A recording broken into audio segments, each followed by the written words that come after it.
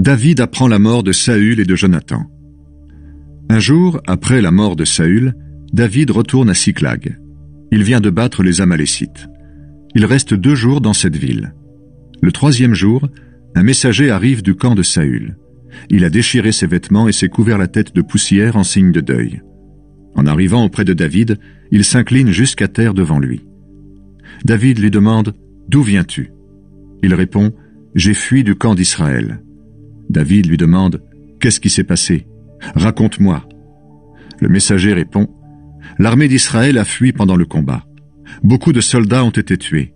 Saül et son fils Jonathan sont morts. » David demande encore au jeune homme « Comment sais-tu que Saül et son fils Jonathan sont morts ?» Le jeune homme répond « J'étais par hasard sur le mont Gilboa. J'ai vu Saül qui était appuyé sur sa lance. Les chars et les cavaliers ennemis le serraient de près. Il s'est retourné, il m'a vu et m'a appelé. J'ai répondu « Oui, je t'écoute ». Il m'a demandé « Qui es-tu » Je lui ai répondu « Je suis un Amalécite ». Alors il m'a dit « Viens me donner la mort, je suis encore vivant, mais je me sens mal. » Je me suis donc approché de lui et je l'ai tué. En effet, je savais qu'il ne pourrait plus vivre après sa défaite. Puis j'ai pris la couronne qui était sur sa tête et le bracelet qu'il portait au poignet. Je les ai apportés ici pour toi. Alors David déchire ses vêtements. Tous les hommes qui sont avec lui font la même chose.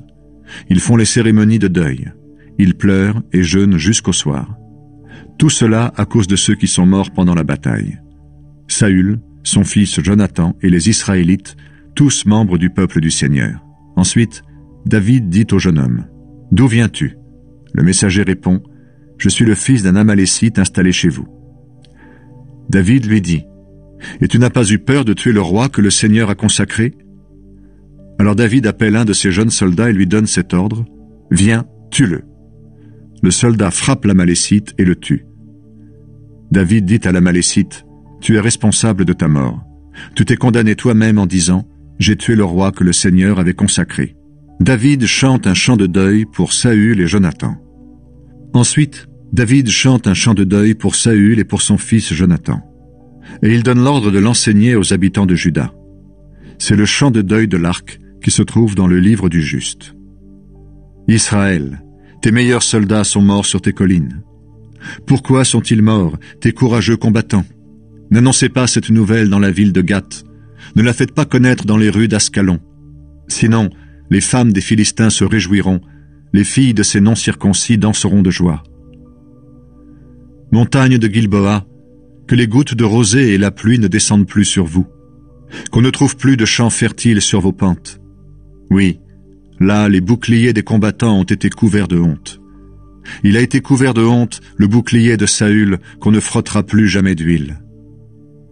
Pour faire couler le sang, pour combattre des ennemis puissants, l'arc de Jonathan ne reculait pas, et l'épée de Saül était toujours efficace.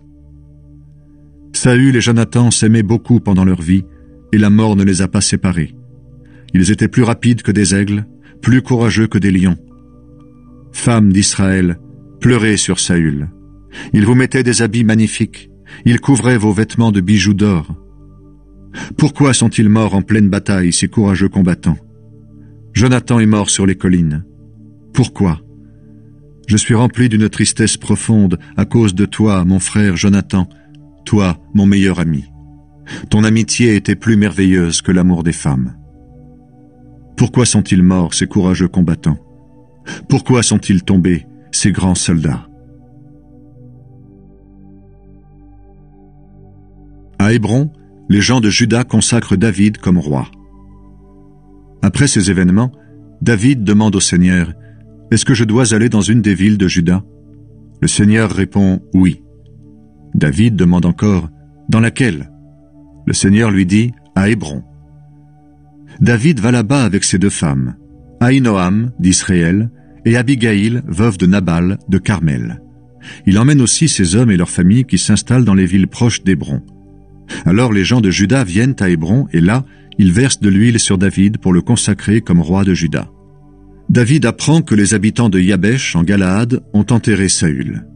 Il envoie des messagers leur dire « Vous avez enterré Saül votre maître et vous lui avez été fidèles. Que le Seigneur vous bénisse pour cela. Que le Seigneur vous montre sa bonté et sa fidélité à vous aussi. et moi je serai bon pour vous, parce que vous avez agi ainsi. Maintenant reprenez courage, soyez des hommes forts. Votre maître Saül est mort, et les gens de Juda m'ont consacré pour être leur roi. Ishbaal, fils de Saül, est roi d'Israël, et David, roi de Juda. Avant cela, Abner, fils de Ner, chef de l'armée de Saül, a pris Ishbaal, fils de Saül, et l'a emmené à Mahanaïm. Là, il l'a fait roi pour gouverner les régions de Galaad, d'Asser, d'Israël, d'Éphraïm et de Benjamin, en un mot, tout le territoire d'Israël. Ishbaal avait 40 ans quand il est devenu roi d'Israël. Il gouverne pendant 2 ans. Seule la tribu de Juda reconnaît David. Celui-ci est roi de Juda, à Hébron, pendant 7 ans et demi. Bataille entre les tribus d'Israël et la tribu de Juda. Abner, fils de Ner, et les gardes d'Ishbaal, fils de Saül, quittent Mahanaïm et vont vers Gabaon. Joab, fils de Sérouia, et les gardes de David se mettent en route aussi. Les 2 troupes se rencontrent près du réservoir de Gabaon. Chaque troupe se tient d'un côté du réservoir. Abner dit à Joab, « Je propose que nos jeunes soldats se lèvent et combattent devant nous. » Joab répond, « D'accord. » Des soldats s'avancent. Ils sont 12 de la tribu de Benjamin, de la garde d'Ishbaal, fils de Saül, et 12 de la garde de David. Chaque soldat prend son adversaire par la tête, il lui enfonce son épée dans le côté, et ils tombent tous ensemble. On appelle cet endroit le champ des rochers. Il se trouve à Gabaon. Le même jour, il y a une bataille très dure. Abner et les hommes d'Israël sont battus par les gardes de David. Les 3 fils de Sérouia, Joab, Abishai et Asaël sont là. Asaël court aussi vite qu'une gazelle sauvage. Il se met à poursuivre Abner sans se détourner ni à droite ni à gauche. Abner se retourne et demande « Est-ce toi, Asaël ?» Asaël répond « C'est bien moi. » Abner lui dit « Poursuis quelqu'un d'autre, à ta droite ou à ta gauche. Attrape un de ces jeunes soldats et prends ses armes. » Mais Asaël veut continuer à poursuivre Abner. Abner lui dit encore « Asaël, arrête de courir derrière moi. Tu vas m'obliger à te tuer. Pourquoi ? Ensuite, je ne pourrai plus regarder ton frère Joab en face. » Mais Asaël refuse de changer de direction. Alors, Abner le frappe au ventre avec le bout de sa lance, et la lance ressort dans son dos. Asaël tombe et meurt sur place. Tous ceux qui arrivent là où Asaël est tombé s'arrêtent. Mais Joab et Abishai poursuivent Abner. Ils arrivent à Gibéa Amma au coucher du soleil. Cet endroit se trouve à l'est de Gia, sur le chemin du désert de Gabaon. Les soldats de la tribu de Benjamin se groupent en rang serré derrière Abner, et ils s'arrêtent au sommet d'une colline. Abner appelle Joab et dit « Est-ce que nous allons toujours nous faire la guerre ? Cette affaire va mal finir, tu ne sais donc pas cela ? Qu'est-ce que tu attends pour commander à tes soldats de ne plus poursuivre leurs frères ?» Joab répond « Par le Dieu vivant, si tu n'avais rien demandé, mes soldats auraient continué à vous poursuivre jusqu'à demain matin, je t'assure. » Joab fait sonner de la trompette. Ses soldats arrêtent de poursuivre les soldats d'Israël et ils terminent le combat. Abner et ses hommes marchent toute la nuit dans la vallée du Jourdain. Ensuite, ils passent le fleuve, ils traversent tout le Bitron, puis ils arrivent à Mahanaïm. Comme Joab ne poursuit plus Abner, il rassemble ses soldats. Il manque Asaël et 19 soldats parmi les gardes de David. Mais les gardes de David ont tué 360 soldats, des Benjaminites et d'autres soldats d'Abner. On emporte le corps d'Asaël et on le met dans la tombe de son père, à Bethléem. Ensuite, Joab et ses hommes marchent toute la nuit et ils arrivent à Hébron au lever du jour. La guerre entre les gens de Saül et ceux de David dure longtemps.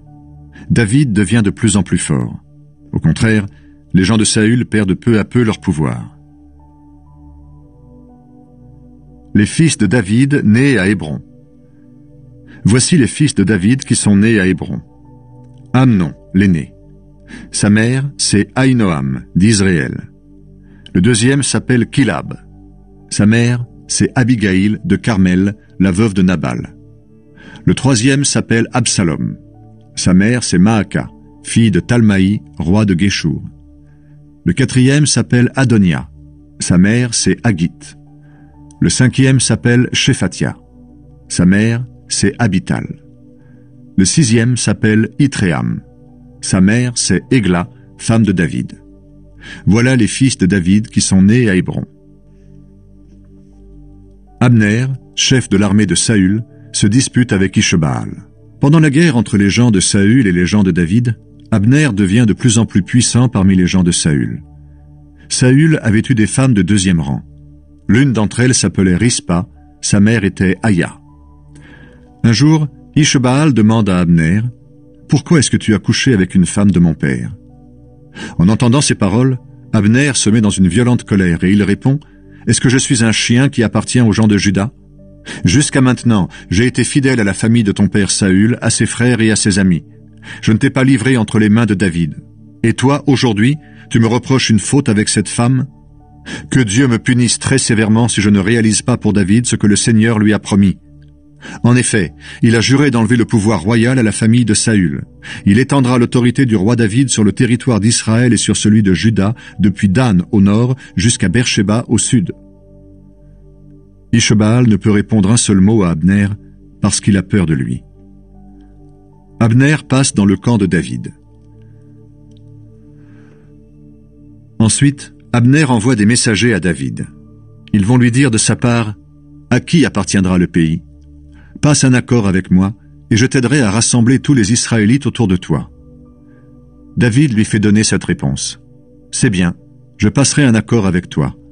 Mais quand tu viendras te présenter devant moi, envoie-moi d'abord ma femme Michal, la fille de Saül. Alors seulement tu pourras te présenter devant moi. » Ensuite, David envoie des messagers à Ishbaal, fils de Saül, pour lui dire « Rends-moi ma femme Michal. Je l'ai obtenue en échange de 100 prépuces de Philistins. » Ishbaal fait donc venir Michal, qui vivait avec son mari Paltiel, fils de Laïch. Paltiel l'accompagne. Il marche derrière elle jusqu'à Bahurim en pleurant. Alors, Abner lui commande de rentrer chez lui, et Paltiel s'en va. Abner rencontre les anciens d'Israël pour discuter avec eux. Il leur dit « Depuis longtemps, vous voulez avoir David comme roi. Eh bien, c'est le moment de faire quelque chose. En effet, le Seigneur a dit à son sujet « Je sauverai Israël, mon peuple, du pouvoir des Philistins et de tous ses autres ennemis, et je le ferai par l'intermédiaire de mon serviteur David. » Abner parle aussi avec les Benjaminites. Ensuite, il part pour Hébron. Il va présenter à David lui-même le projet approuvé par les Benjaminites et les autres Israélites. Abner arrive auprès de David, à Hébron, avec 20 hommes. David leur offre un grand repas. Abner dit à David, « Mon roi, je veux aller rassembler tous les Israélites autour de toi. Ils passeront un accord avec toi, et tu pourras être roi sur tout le pays comme tu le désires. » David laisse partir Abner, et celui-ci part en paix. Joab, chef de l'armée de David, tue Abner. Peu de temps après, Joab arrive avec les gardes de David. Ils reviennent d'un combat et rapportent beaucoup de richesses de guerre. Abner n'est plus avec David à Hébron parce que le roi l'a laissé repartir en paix. Dès que Joab arrive avec tous ses soldats, il apprend ce qui s'est passé. Abner, fils de Ner, est venu trouver le roi. Celui-ci l'a laissé partir en paix. Joab va chez le roi et lui dit « Qu'est-ce que tu as fait là ? Abner vient chez toi et tu le laisses partir librement ? Pourtant, tu connais Abner, fils de Ner. S'il est venu, c'est pour te tromper, pour savoir ce que tu fais et où tu vas. » Joab quitte le roi et il envoie des messagers derrière Abner. Ils le font revenir de la citerne de Sira et David ne le sait pas. Après qu'Abner est revenu à Hébron, Joab l'entraîne à l'écart, à l'intérieur de la porte de la ville, comme pour lui parler en secret. Et là, il le frappe au ventre. Joab le tue pour venger la mort de son frère Asaël. Quand David apprend la nouvelle, il dit « Le Seigneur le sait, moi et mon royaume, nous ne serons jamais coupables de la mort d'Abner, fils de Ner. Que Joab et toute sa famille en supportent les conséquences. Que dans cette famille, il y ait toujours des gens atteints d'écoulements impurs ou des lépreux. Que les hommes fassent un travail de femme, qu'ils meurent de façon violente ou qu'ils souffrent de la faim. » Ainsi, Joab et son frère Abishai ont tué Abner, parce que celui-ci avait tué leur frère Asaël pendant le combat de Gabaon. David dit à Joab et à tous ceux qui sont avec lui, « Déchirez vos vêtements, mettez des habits de deuil, faites les cérémonies pour la mort d'Abner. » Et le roi David lui-même marche derrière le corps du mort. On enterre Abner à Hébron. Sur sa tombe, le roi pleure à grands cris, et toute la foule pleure avec lui. Ensuite, le roi chante ce chant de deuil. Est-ce qu'Abner devait mourir comme meurt un homme stupide ? Toi, Abner, tu n'avais pas les mains attachées, ni les pieds liés par des chaînes. Pourtant tu es tombé comme on tombe sous les coups des assassins. » Tous ceux qui sont là continuent à pleurer sur Abner. Puis ils s'approchent de David. Ils lui offrent à manger pendant qu'il fait encore jour. Mais David fait ce serment. « Que Dieu me punisse très sévèrement si je mange un morceau de pain ou autre chose avant le coucher du soleil. » Tout le peuple apprend cela, et il approuve le roi. D'ailleurs, le peuple approuve toujours ce qu'il fait. Ainsi, tous les habitants de Juda et tous ceux d'Israël comprennent ceci. Ce n'est pas le roi qui a commandé de tuer Abner, fils de Ner. David dit encore à ses ministres, « Aujourd'hui, un grand chef d'Israël est mort. Est-ce que vous le savez? Moi, j'ai été consacré comme roi. Pourtant, j'ai encore peu de force, et ces hommes-là, les fils de Sérouya, sont plus violents que moi. Que le Seigneur rende lui-même aux gens mauvais le mal qu'ils ont commis. » Deux chefs de bande, Baana et Rékab, tuent Ishbaal, fils de Saül. Ishbaal, fils de Saül, apprend qu'Abner est mort à Hébron. Il est découragé, et tous les gens d'Israël tremblent de peur. Ishbaal a deux chefs de bande sous ses ordres. Ils s'appellent Baana et Rékab. Ce sont les fils de Rimon, un homme de la ville de Béhéroth dans la tribu de Benjamin. Béhéroth est considéré comme faisant partie du territoire de Benjamin. Ses habitants ont fui à Gitaïm, où les enfants de leurs enfants sont installés encore aujourd'hui. Jonathan, fils de Saül, a laissé un fils qui ne peut pas marcher. Il s'appelle Méphibaal. Méphibaal avait 5 ans au moment où la nouvelle de la mort de Saül et de Jonathan est arrivée d'Israël. La femme qui s'occupait de lui l'a pris pour fuir. Mais elle est allée tellement vite qu'elle a laissé tomber l'enfant, et celui-ci est resté handicapé des 2 jambes. Rékab et Baana, fils de Rimon, de la ville de Béhéroth, vont chez Ishbaal. Ils arrivent au moment le plus chaud de la journée. Ishbaal est en train de faire la sieste. Ils rentrent dans la maison, comme s'ils apportaient du blé. Ils trouvent Ishbaal couché sur son lit, dans la chambre à coucher. Alors ils le frappent au ventre. Après qu'ils l'ont tué, ils lui coupent la tête, et ils s'échappent en emportant la tête avec eux. Ensuite, les 2 frères marchent toute la nuit sur le chemin de la vallée du Jourdain. Ils apportent la tête d'Ishbaal au roi David à Hébron. Ils lui disent, « Voici la tête d'Ishbaal, le fils de ton ennemi Saül qui voulait te tuer. Aujourd'hui, mon roi, le Seigneur t'a vengé de Saül et de sa famille. » David répond à Rékab et à son frère Baana, fils de Rimon, de la ville de Béhéroth, « Le Seigneur est vivant, lui qui m'a délivré de tout malheur. Celui qui m'a annoncé la mort de Saül croyait m'apporter une bonne nouvelle, mais je l'ai fait arrêter et mourir à Siklag. Voilà comment je l'ai récompensé pour sa bonne nouvelle. Aujourd'hui, comment récompenser des assassins qui ont tué un innocent couché dans sa maison? Je vais vous punir pour cette mort et vous supprimer de la terre. » David commande à ses jeunes soldats de tuer Rékab et Baana. Ils le font, puis ils leur coupent les mains et les pieds, et ils les pendent près du réservoir d'Hébron. Ensuite, ils prennent la tête d'Ishbaal et ils la mettent dans la tombe d'Abner à Hébron.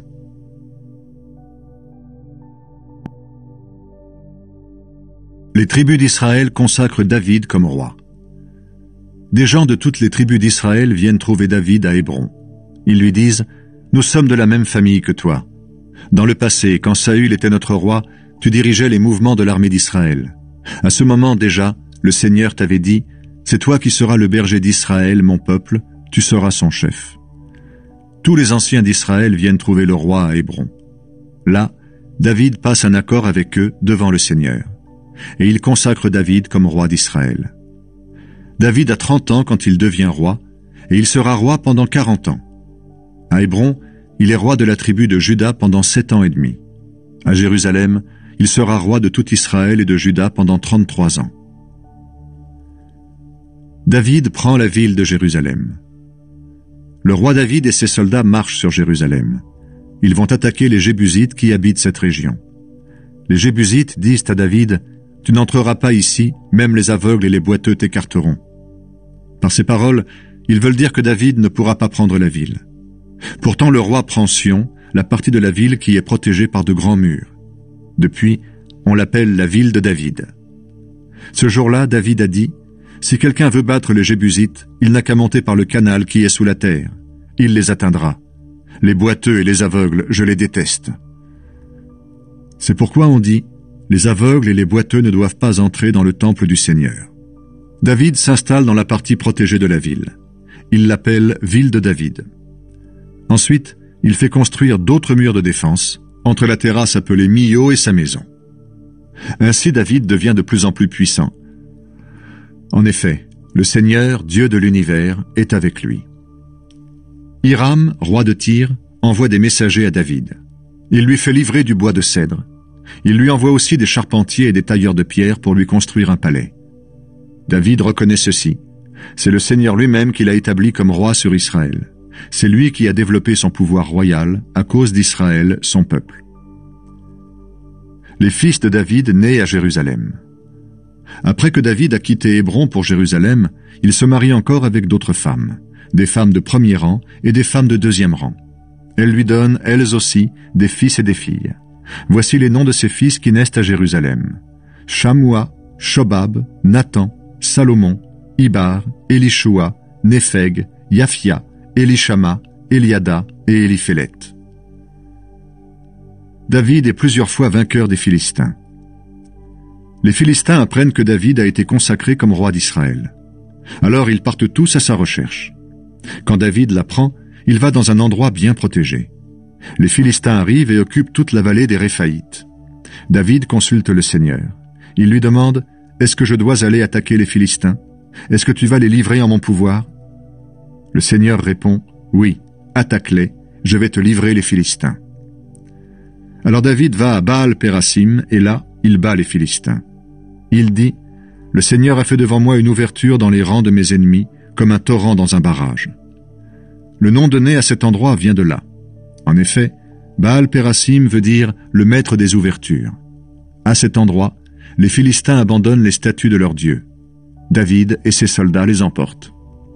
Les Philistins viennent une deuxième fois occuper la vallée des Réphaïtes. David consulte de nouveau le Seigneur qui lui répond « Ne les attaque pas directement, mais passe derrière eux et approche-toi d'eux en face des arbres. Quand tu entendras un bruit de pas en haut des arbres, dépêche-toi. En effet, c'est à ce moment-là que je marcherai devant toi pour battre l'armée des Philistins. » David fait ce que le Seigneur lui a commandé et il bat les Philistins. Il les poursuit depuis Géba jusqu'à l'entrée de Gézer. David décide d'amener le coffre sacré à Jérusalem. David rassemble de nouveau tous les meilleurs soldats d'Israël. Ils sont 30 000. Il part avec eux pour Baala en Juda. Il veut ramener de là le coffre sacré. Ce coffre porte le nom du Seigneur de l'univers qui est assis au-dessus des chérubins. Il se trouve dans la maison d'Abinadab, sur la colline. On le place sur un char neuf et on l'emmène. Uza et Aïo, fils d'Abinadab, conduisent le char où se trouve le coffre. Aïo marche devant. David et tous les Israélites montrent leur joie devant le Seigneur en jouant de toutes sortes d'instruments en bois de cyprès. Des cithars, des harpes, des tambourins, des sistres et des cymbales. Quand ils arrivent près de Chénacon, là où on bat les céréales, les bœufs glissent. Uza étend la main pour retenir le coffre sacré. Alors le Seigneur se met en colère contre lui. Il le frappe à cet endroit à cause de ce geste. Uza meurt là, à côté du coffre. David est bouleversé, parce que le Seigneur a brisé la vie de Uza. Il appelle l'endroit Pérez-Uza, et ce nom existe encore aujourd'hui. Ce jour-là, David a peur du Seigneur, et il dit « Je ne peux pas recevoir le coffre du Seigneur chez moi. » Il ne veut pas prendre le coffre du Seigneur chez lui, dans la ville de David. Il le fait conduire dans la maison d'Obed-Édom, un homme de la ville de Gath. Le coffre reste 3 mois chez lui, et le Seigneur bénit Obed-Édom et sa famille. Le coffre sacré arrive à Jérusalem. On vient dire au roi David, « Le Seigneur a béni la famille d'Obed-Édom et tout ce qui est à lui, à cause du coffre sacré. » Alors David va chez Obed-Édom. Il fait amener le coffre à la ville de David, au milieu des cris de joie. Après que les porteurs du coffre ont avancé de 6 pas, David offre en sacrifice un taureau et un gros veau. Puis il danse de toutes ses forces pour le Seigneur. Il porte seulement le pagne de l'un des prêtres. David et tous les Israélites conduisent le coffre du Seigneur à Jérusalem, au milieu des cris de joie et au son des trompettes. Au moment où le coffre arrive dans la ville de David, Michal, la fille de Saül, regarde par la fenêtre. Elle voit le roi David qui saute et danse devant le coffre du Seigneur. Alors elle le méprise dans son cœur. David a fait monter une tente pour le coffre. On met donc le coffre à sa place, à l'intérieur de la tente. Puis David offre au Seigneur des sacrifices complets et des sacrifices de communion. Quand il a fini de les offrir, il bénit le peuple au nom du Seigneur de l'univers. Ensuite, il fait distribuer de la nourriture à toute la foule des Israélites. Chaque homme et chaque femme reçoit du pain, un gâteau de dattes et un gâteau de raisin sec. Puis, chacun rentre chez soi. David rentre chez lui pour saluer sa famille. Mais Michal va à sa rencontre et lui dit « Tu étais vraiment couvert d'honneur aujourd'hui, toi, le roi d'Israël. Tu t'es montré à moitié nu devant les servantes de tes serviteurs, comme un homme sans valeur pourrait le faire. » David répond à Michal « J'ai fait cela pour le Seigneur. Il m'a préféré à ton père et à toute ta famille. Il m'a choisi pour me mettre à la tête d'Israël, son peuple, et je montrerai encore ma joie pour lui. Je m'abaisserai, je me ferai encore plus petit à mes yeux. Tu as parlé de mes servantes. Eh bien, en agissant ainsi, je serai honoré par elles. » Et Michal, fille de Saül, est morte sans avoir d'enfant. Le Seigneur promet le pouvoir royal à David et à ses fils. Le roi David s'installe dans son palais. Le Seigneur le délivre de tous les ennemis qui entourent le pays, et il vit en paix. Un jour, le roi dit au prophète Nathan, « Tu vois, moi j'habite une maison en bois de cèdre, mais le coffre sacré a seulement une tente de toile comme maison. » Nathan dit au roi, « Tu as sûrement une idée à ce sujet. Fais ce que tu penses, le Seigneur est avec toi. » Mais la nuit suivante, le Seigneur adresse ces paroles à Nathan. « Tu iras trouver mon serviteur David et tu lui diras de ma part. Je l'affirme, moi le Seigneur, ce n'est pas toi qui vas me construire une maison pour que je l'habite. En effet, depuis le jour où j'ai fait sortir d'Égypte le peuple d'Israël et jusqu'à aujourd'hui, je n'ai jamais habité dans une maison. Mais j'étais comme un voyageur, j'allais d'un lieu à un autre et j'habitais dans une tente. De plus, pendant toutes ces années où j'ai accompagné les Israélites, j'ai nommé plusieurs chefs. Ce sont eux qui ont gouverné Israël, mon peuple. Je n'ai jamais dit à personne, « Pourquoi est-ce que vous ne m'avez pas construit une maison en bois de cèdre ?» C'est pourquoi tu diras encore de ma part à mon serviteur David. Moi, le Seigneur de l'univers, je t'ai pris au pâturage, derrière tes moutons. J'ai voulu que tu deviennes le chef d'Israël, mon peuple. J'ai été avec toi partout où tu es allé. J'ai fait mourir devant toi tous tes ennemis.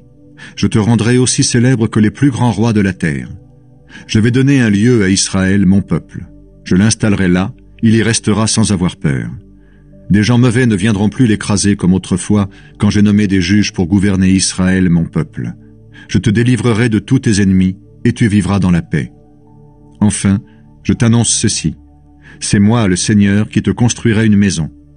En effet, quand ta vie sera finie et que tu auras rejoint tes ancêtres, je désignerai un de tes fils. Il sera roi après toi, et j'établirai solidement son pouvoir. C'est lui qui me construira une maison, et grâce à moi, son pouvoir royal sera établi pour toujours. Je serai un père pour lui, et il sera un fils pour moi. S'il fait le mal, je le corrigerai à la manière des hommes, comme un père frappe son fils. Mais je ne lui retirerai jamais ma faveur comme je l'ai fait avec Saül. Lui, je l'ai rejeté pour te mettre à sa place. Quelqu'un de ta famille sera toujours roi après toi. En effet, le pouvoir royal de ta famille sera établi pour toujours. » Nathan raconte à David tout ce que le Seigneur lui a montré dans une vision. David prie le Seigneur. Alors le roi David va se présenter devant le Seigneur. Il dit, « Seigneur mon Dieu, je le sais, moi et ma famille, nous ne méritons pas tout ce que tu nous as déjà donné. Mais pour toi, Seigneur mon Dieu, ce n'est pas encore assez. Tu fais aussi des promesses pour l'avenir de ma famille. Est-ce normal d'agir ainsi avec un être humain? Seigneur mon Dieu, tu me connais, moi, ton serviteur. Alors, qu'est-ce que je peux dire de plus? À cause de ta promesse et de ta bonté, tu as réalisé toutes ces choses extraordinaires et tu me les as fait connaître. Tu es vraiment grand, Seigneur mon Dieu. Personne ne te ressemble. Et aucun Dieu n'existe en dehors de toi, nous l'avons toujours entendu dire. Est-ce qu'il y a un seul peuple sur la terre qui ressemble à Israël? Tu es allé le libérer du pouvoir des Égyptiens et de leurs dieux pour en faire ton peuple. Tu l'as rendu célèbre en réalisant pour lui des choses extraordinaires ou terribles dans ton pays. Seigneur, tu as fait d'Israël ton peuple pour toujours et tu es devenu son Dieu. Maintenant, Seigneur Dieu, fais ce que tu as dit pour moi et pour ma famille. Tiens pour toujours ta promesse. Alors, ton nom sera célèbre pour toujours et les gens diront, le Seigneur de l'univers, c'est le Dieu d'Israël. Établis pour toujours le pouvoir royal de ma famille. Oui, Seigneur de l'univers, Dieu d'Israël, tu m'as fait connaître tes intentions en me disant « Je te construirai une maison ». C'est pourquoi j'ose te faire cette prière. Seigneur mon Dieu, c'est toi qui es Dieu. Ce que tu dis, tu le fais, et tu me promets maintenant ce bonheur. Je t'en prie, bénis ma famille pour que les enfants de mes enfants soient toujours rois en ta présence. Oui, c'est toi, Seigneur mon Dieu, qui as fait cette promesse. Et par ta bénédiction, ma famille sera bénie pour toujours. David est vainqueur des pays voisins d'Israël. Plus tard, David bat les Philistins. Il détruit leur puissance et il leur enlève le pouvoir sur la région. Il bat aussi les gens de Moab. Il les fait s'étendre sur le sol pour les diviser en groupes avec une corde à mesurer. Il tue 2 groupes d'hommes sur 3 et il laisse en vie l'autre groupe. Ensuite, les Moabites sont sous le pouvoir de David et ils doivent lui payer un impôt. David bat encore Hadadézer, fils de Rehob et roi de Soba. Cela se passe au moment où ce roi essaie de reprendre la région de l'Euphrate. David fait prisonnier 1700 cavaliers et 20 000 soldats de l'armée de Soba. Il garde pour lui environ 100 chevaux pour tirer les chars et il fait couper les jarrets à tous les autres chevaux. Les Syriens de Damas viennent au secours de Hadadézer, roi de Soba. David les bat aussi et il tue 22 000 soldats syriens. Il place des gouverneurs dans leur pays. Les Syriens sont sous le pouvoir de David et ils doivent lui payer un impôt. Le Seigneur donne la victoire à David partout où il va. David prend les boucliers d'or des gardes de Hadadézer et il les emporte à Jérusalem. Il prend aussi du bronze en très grande quantité à Bétha et à Bérotaï, 2 villes du royaume de Hadadézer. Tohu, roi de Hamath, apprend que David a battu toute l'armée de Hadadézer. Il envoie son fils Yoram auprès du roi David. Yoram salue le roi et il le félicite parce qu'il a attaqué Hadadézer et qu'il l'a battu. En effet, Tohu était en guerre avec Hadadézer. Yoram apporte à David des objets d'or, d'argent et de bronze. Le roi David les consacre au Seigneur. Il a déjà consacré de la même façon l'argent et l'or venant des peuples vaincus, Édomites, Moabites, Ammonites, Philistins et Amalécites. Il a consacré aussi les richesses de guerre prises à Hadadézer. David devient célèbre après sa victoire sur les Syriens. À la même époque, il bat les Édomites dans la vallée du Sel. Il en tue 18 000. Il place des gouverneurs dans leur pays et les Édomites sont sous le pouvoir de David. Le Seigneur donne la victoire à David partout où il va. Les fonctionnaires de David. David est roi de tout le pays d'Israël. Il gouverne tout son peuple avec justice et en respectant les lois. Joab, fils de Sérouia, commande l'armée. Yoshaphat, fils d'Ahiloud, est le porte-parole du roi. Sadok, fils d'Ahitoub, et Ahimelech, fils d'Abiatar, sont prêtres. Seraya est secrétaire. Benaïa, fils de Yoyada, commande les Crétois et les Pélétiens qui sont les gardes du roi. Les fils de David sont prêtres. David accueille chez lui Méphibaal, un fils de Jonathan.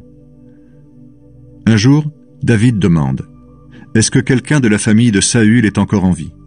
Je voudrais agir envers lui avec bonté à cause de Jonathan. » Or, la famille de Saül a eu un serviteur appelé Siba. On le fait venir devant le roi. David lui demande « C'est toi, Siba ?» Il répond « Oui, c'est moi. » Le roi dit « Est-ce qu'il existe encore quelqu'un de la famille de Saül ? Je voudrais agir envers lui comme Dieu lui-même, avec bonté. » Siba répond au roi « Il y a encore un fils de Jonathan. Il est handicapé des 2 jambes. » Le roi demande « Où est-il » Siba répond « Il est chez Makir, le fils d'Amiel, à Lo-Dabar. » Le roi David l'envoie chercher à Lo-Dabar. Quand Méphibaal, fils de Jonathan et petit-fils de Saül, arrive chez David, il s'incline jusqu'à terre devant lui. David lui dit « C'est toi, Méphibaal » Il répond « Oui, c'est moi. » David lui dit « N'aie pas peur. Je veux agir envers toi avec bonté à cause de ton père Jonathan. Je te rendrai tous les champs de ton grand-père Saül, et toi, tu mangeras tous les jours à ma table. » Méphibaal s'incline et dit « Je suis comme un chien mort. Pourquoi veux-tu prendre soin de moi ?» Mais le roi fait venir Siba, serviteur de Saül, et il lui dit « Je donne à Méphibaal, le petit-fils de ton maître, tout ce qui appartenait à Saül et à toute sa famille. Toi, tes fils et tes serviteurs, vous cultiverez la terre pour lui. Ce que vous récolterez servira à nourrir sa famille, et Méphibaal mangera tous les jours à ma table. » Or Siba avait 15 fils et 20 serviteurs. Il dit au roi, « Je ferai tout ce que tu me commandes, mais Méphibaal a l'habitude de manger à ma table parce qu'il est un petit-fils de Saül. » Méphibaal a un jeune fils, Mika. Tous ceux qui habitent dans la maison de Siba sont au service de Méphibaal. Comme il boite des 2 pieds, il s'installe à Jérusalem. Ainsi, il peut aller manger tous les jours à la table du roi. Les Ammonites couvrent de honte les ministres de David. Quelque temps après, Nahash, le roi des Ammonites, meurt, et son fils Hanoun devient roi à sa place. David se dit, « Je vais être bon avec Hanoun, fils de Nahash, comme son père l'a été avec moi. » David envoie alors quelques ministres pour montrer sa sympathie à Hanoun à l'occasion de la mort de son père. Les ministres de David arrivent dans le pays des Ammonites. Mais les chefs ammonites disent à Hanoun, leur maître, « Si David t'envoie des ministres, à ton avis, est-ce que c'est vraiment pour honorer ton père et te montrer sa sympathie? Est-ce qu'il ne cherche pas plutôt à se renseigner sur notre ville? Cela leur permettra ensuite de la prendre. » Alors Hanoun fait arrêter les ministres de David. Il leur fait raser la moitié de la barbe, couper la moitié de leurs vêtements jusqu'aux fesses, puis on les renvoie. David apprend cela. Il envoie des messagers à la rencontre de ses ministres qui sont couverts de honte. Le roi leur fait dire « Restez à Jéricho jusqu'à ce que votre barbe ait repoussé, puis revenez ici. » David combat les Ammonites et les Syriens. Les Ammonites comprennent que David ne peut plus les supporter à cause de ce qu'ils ont fait. Alors il paye 20 000 soldats des États syriens de Beth-Rehob et de Soba, 1000 soldats de l'armée du roi de Maaka et 12 000 hommes du pays de Tob. Quand David apprend cela, il envoie contre eux le général Joab et toute une armée de combattants courageux.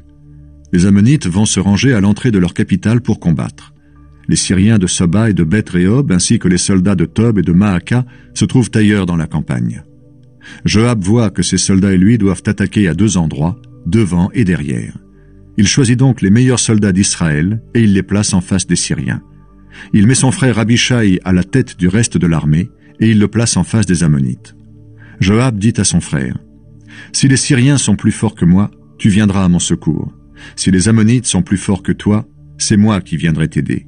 Sois courageux, combattons courageusement pour notre peuple et pour les villes de notre Dieu, et que le Seigneur agisse comme il le jugera bon. » Joab avance avec les soldats qui sont avec lui. Il attaque les Syriens qui fuient devant eux. Les Ammonites voient que les Syriens ont fui. Ils fuient à leur tour devant Abishai et ils rentrent dans leur ville.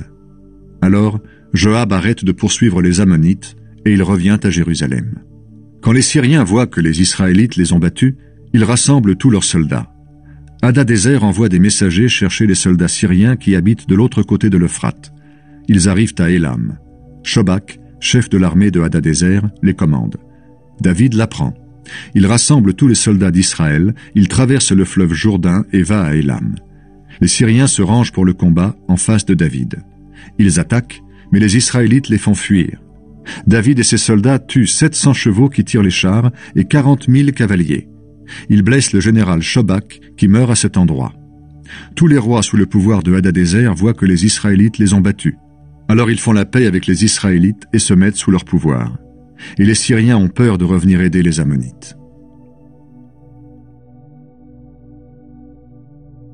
David prend Bathsheba, la femme d'Uri. L'année suivante, à la saison où les rois ont l'habitude de partir pour la guerre, le roi David envoie contre les Ammonites le général Joab, ses officiers et toute l'armée d'Israël.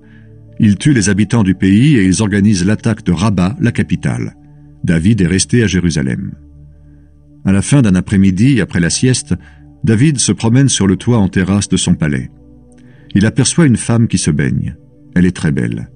Il envoie quelqu'un demander qui est cette femme. On lui répond, c'est Bathsheba, la fille d'Eliam et la femme d'Uri le Hittite. David envoie des messagers la chercher. Bathsheba arrive chez le roi. Elle vient juste de se purifier après ses règles. David passe la nuit avec elle, puis elle rentre chez elle. Bathsheba devient enceinte. Elle envoie quelqu'un dire à David « J'attends un enfant ». Alors David adresse cet ordre à Joab « Envoie-moi Uri le Hittite ». Et Joab l'envoie à David. Quand Uri arrive devant le roi, David lui demande « Comment va Joab? Et l'armée? Comment se passe la guerre ?» Puis le roi dit à Uri « Va chez toi et repose-toi. » Uri quitte le palais et le roi lui fait porter un cadeau. Mais Uri ne va pas dans sa maison. Il va dormir avec les gardes du roi à l'entrée du palais. David l'apprend. Alors il demande à Uri, « Voyons, tu viens de faire un long voyage et tu n'es pas rentré chez toi? Pourquoi donc ?» Uri répond à David, « Le coffre sacré est sous une tente.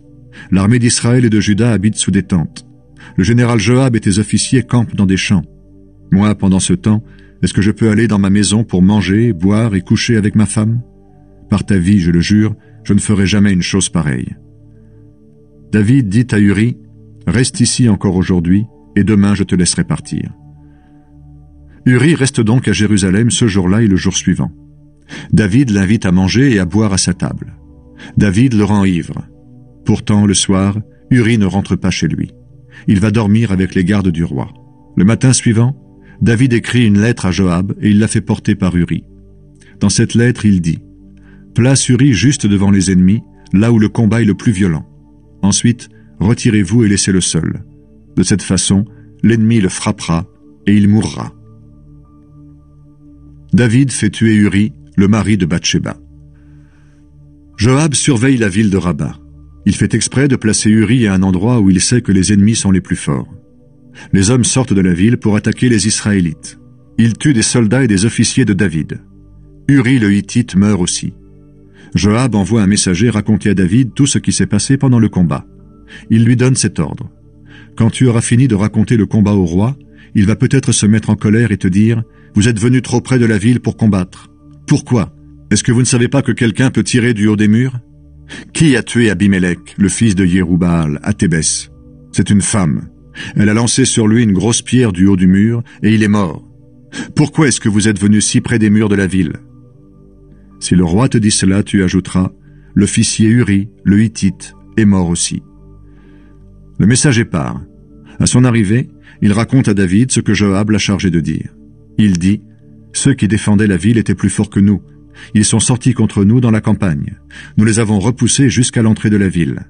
Mais les tireurs à l'arc nous ont lancé des flèches du haut des murs. Parmi les officiers, quelques-uns sont morts, en particulier Uri le Hittite. » Le roi répond au messager, « Va dire à Joab, ne t'en fais pas pour cette affaire. À la guerre, il y a toujours des morts, celui-ci ou celui-là. Attaque violemment la ville et détruis-la. » Bathsheba, la femme d'Uri, apprend la mort de son mari. Elle fait les cérémonies de deuil. Quand le temps du deuil est fini, David la fait venir chez lui. Elle devient sa femme et elle lui donne un fils. Mais ce que David a fait déplaît au Seigneur.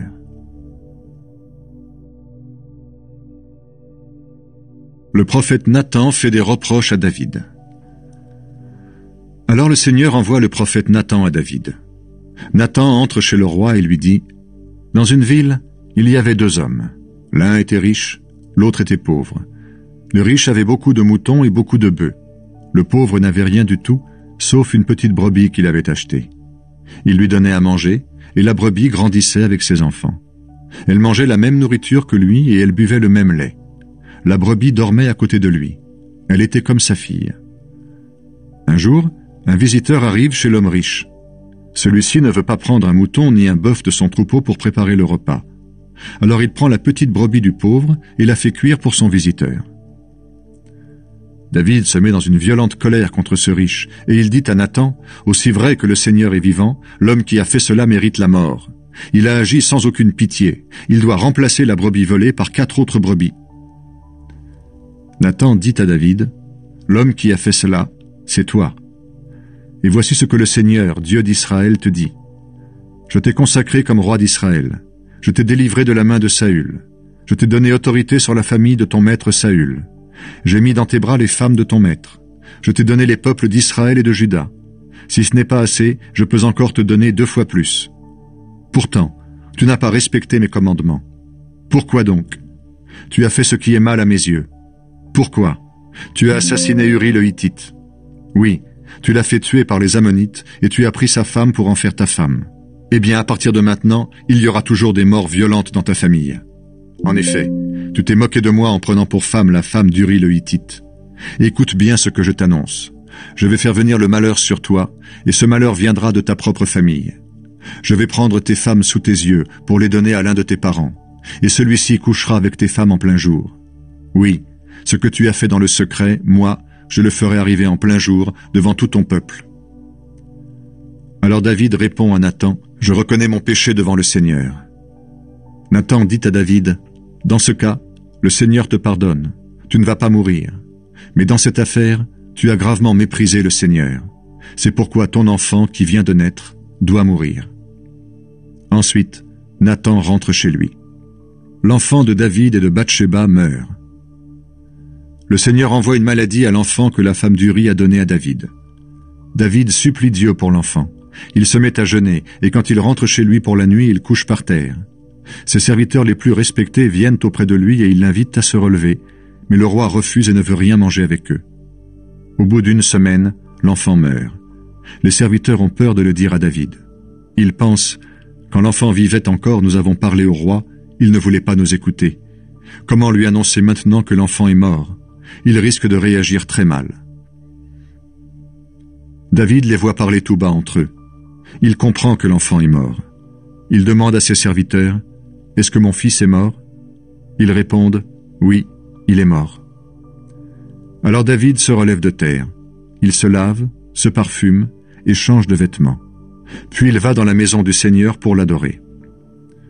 Ensuite il rentre chez lui, il demande qu'on lui serve un repas et se met à manger. Ses serviteurs lui demandent, « Qu'est-ce que tu fais là? Quand ton fils vivait encore, tu jeûnais et tu pleurais. Maintenant qu'il est mort, tu te relèves de terre et tu manges. » Le roi répond, « Oui, quand l'enfant vivait encore, je jeûnais et je pleurais. Je me disais, qui sait, le Seigneur aura peut-être pitié de moi, et l'enfant vivra. Maintenant qu'il est mort, à quoi sert de jeûner? Je ne pourrai pas le faire revenir à la vie. Moi, j'irai vers lui, mais lui ne reviendra pas vers moi. » David et Bathsheba ont un autre fils, Salomon. David va consoler sa femme Bathsheba et il passe la nuit avec elle. Elle met au monde un fils et David l'appelle Salomon. Le Seigneur l'aime. Il le dit à David par l'intermédiaire du prophète Nathan. À cause de cet amour, David donne à son fils le nom de Yédidia, ce qui veut dire « aimé du Seigneur ». David prend la ville de Rabba. Pendant ce temps, le général Joab attaque Rabba, la capitale des Ammonites. Il prend le quartier où le roi habite. Il envoie des messagers à David pour lui dire « J'ai attaqué Rabba et j'ai pris le quartier où l'eau se trouve en réserve. Maintenant, rassemble le reste de l'armée, viens attaquer la ville pour la prendre toi-même. Moi, je ne peux pas la prendre, sinon l'honneur serait pour moi. » David rassemble le reste de l'armée, il vient attaquer la ville de Rabba et la prend. Il enlève la couronne qui est sur la tête de la statue de Molech, le dieu des Ammonites. Cette couronne pèse plus de 30 kilos et porte une pierre précieuse. On met cette pierre sur la couronne de David. De plus, David emporte de nombreuses richesses de guerre prises dans la ville. David déporte les habitants et il leur fait faire certains travaux. Scier et tailler les pierres, abattre des arbres, fabriquer des briques. David traite de la même façon toutes les autres villes des Ammonites. Ensuite, il rentre à Jérusalem avec toute son armée.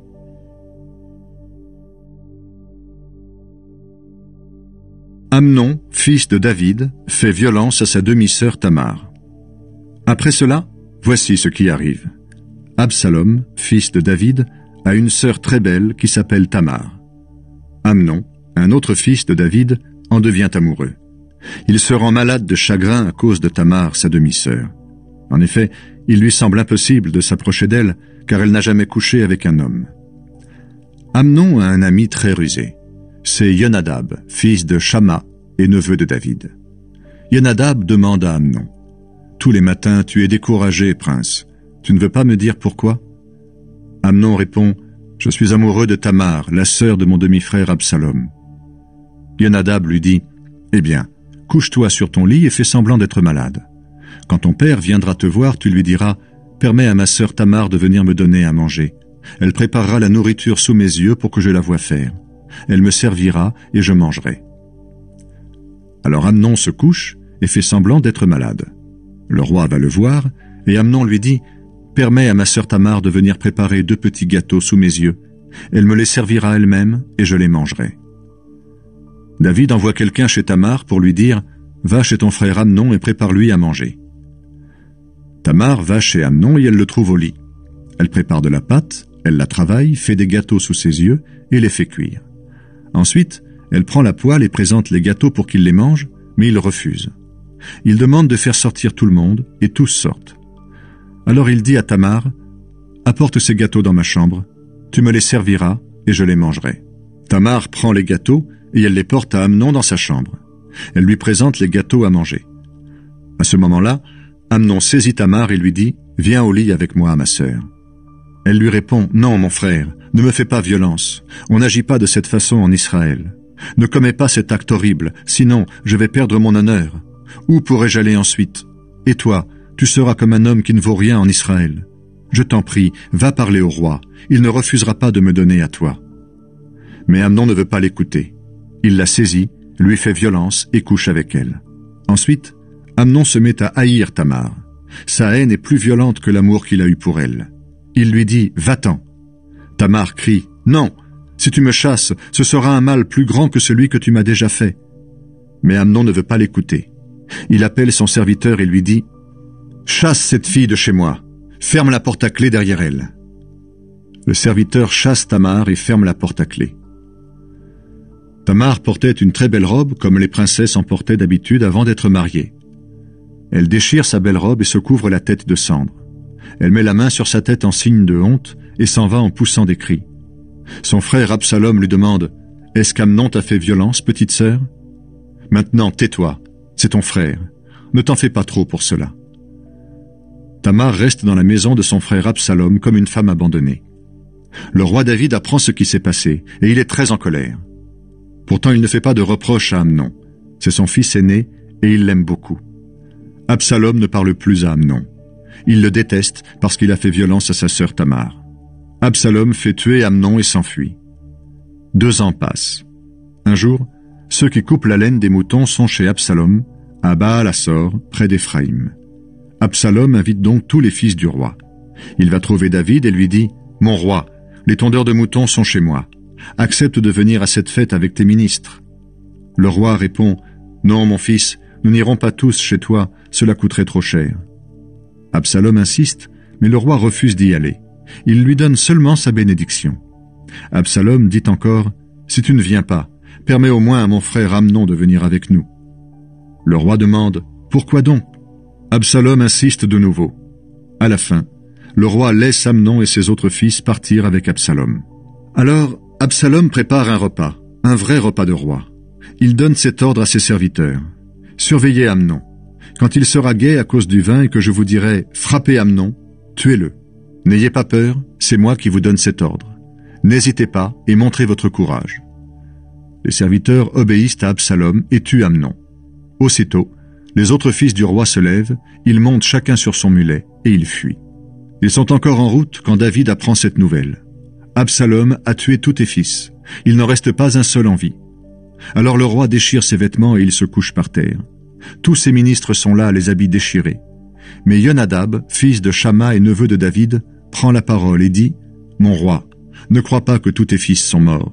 Amnon seul est mort. Absalom a décidé cela le jour où Amnon a fait violence à sa sœur Tamar. Ne pense donc pas que tous tes fils sont morts. Amnon seul est mort et Absalom est en fuite. » Le jeune homme qui surveille la route aperçoit tout à coup une troupe nombreuse. Elle descend par la route de Horonaïm sur le côté de la colline. Il vient prévenir le roi. « J'ai vu des gens arriver par la route de Horonaïm sur le côté de la colline. » Alors Yonadab dit au roi, « Ce sont tes fils qui arrivent. Tout s'est passé comme je l'ai dit. » Yonadab finit à peine de parler quand les fils du roi arrivent. Ils se mettent à pleurer à grands cris. Le roi et tous ses ministres pleurent beaucoup, eux aussi. Absalom a fui et il est allé chez Talmaï, fils d'Amihud et roi de Guéchour. David, lui, porte tous les jours le deuil de son fils Amnon. Absalom, qui a fui à Guéchour, reste là-bas 3 ans. Le roi David finit par se consoler de la mort d'Amnon et sa colère contre Absalom se calme.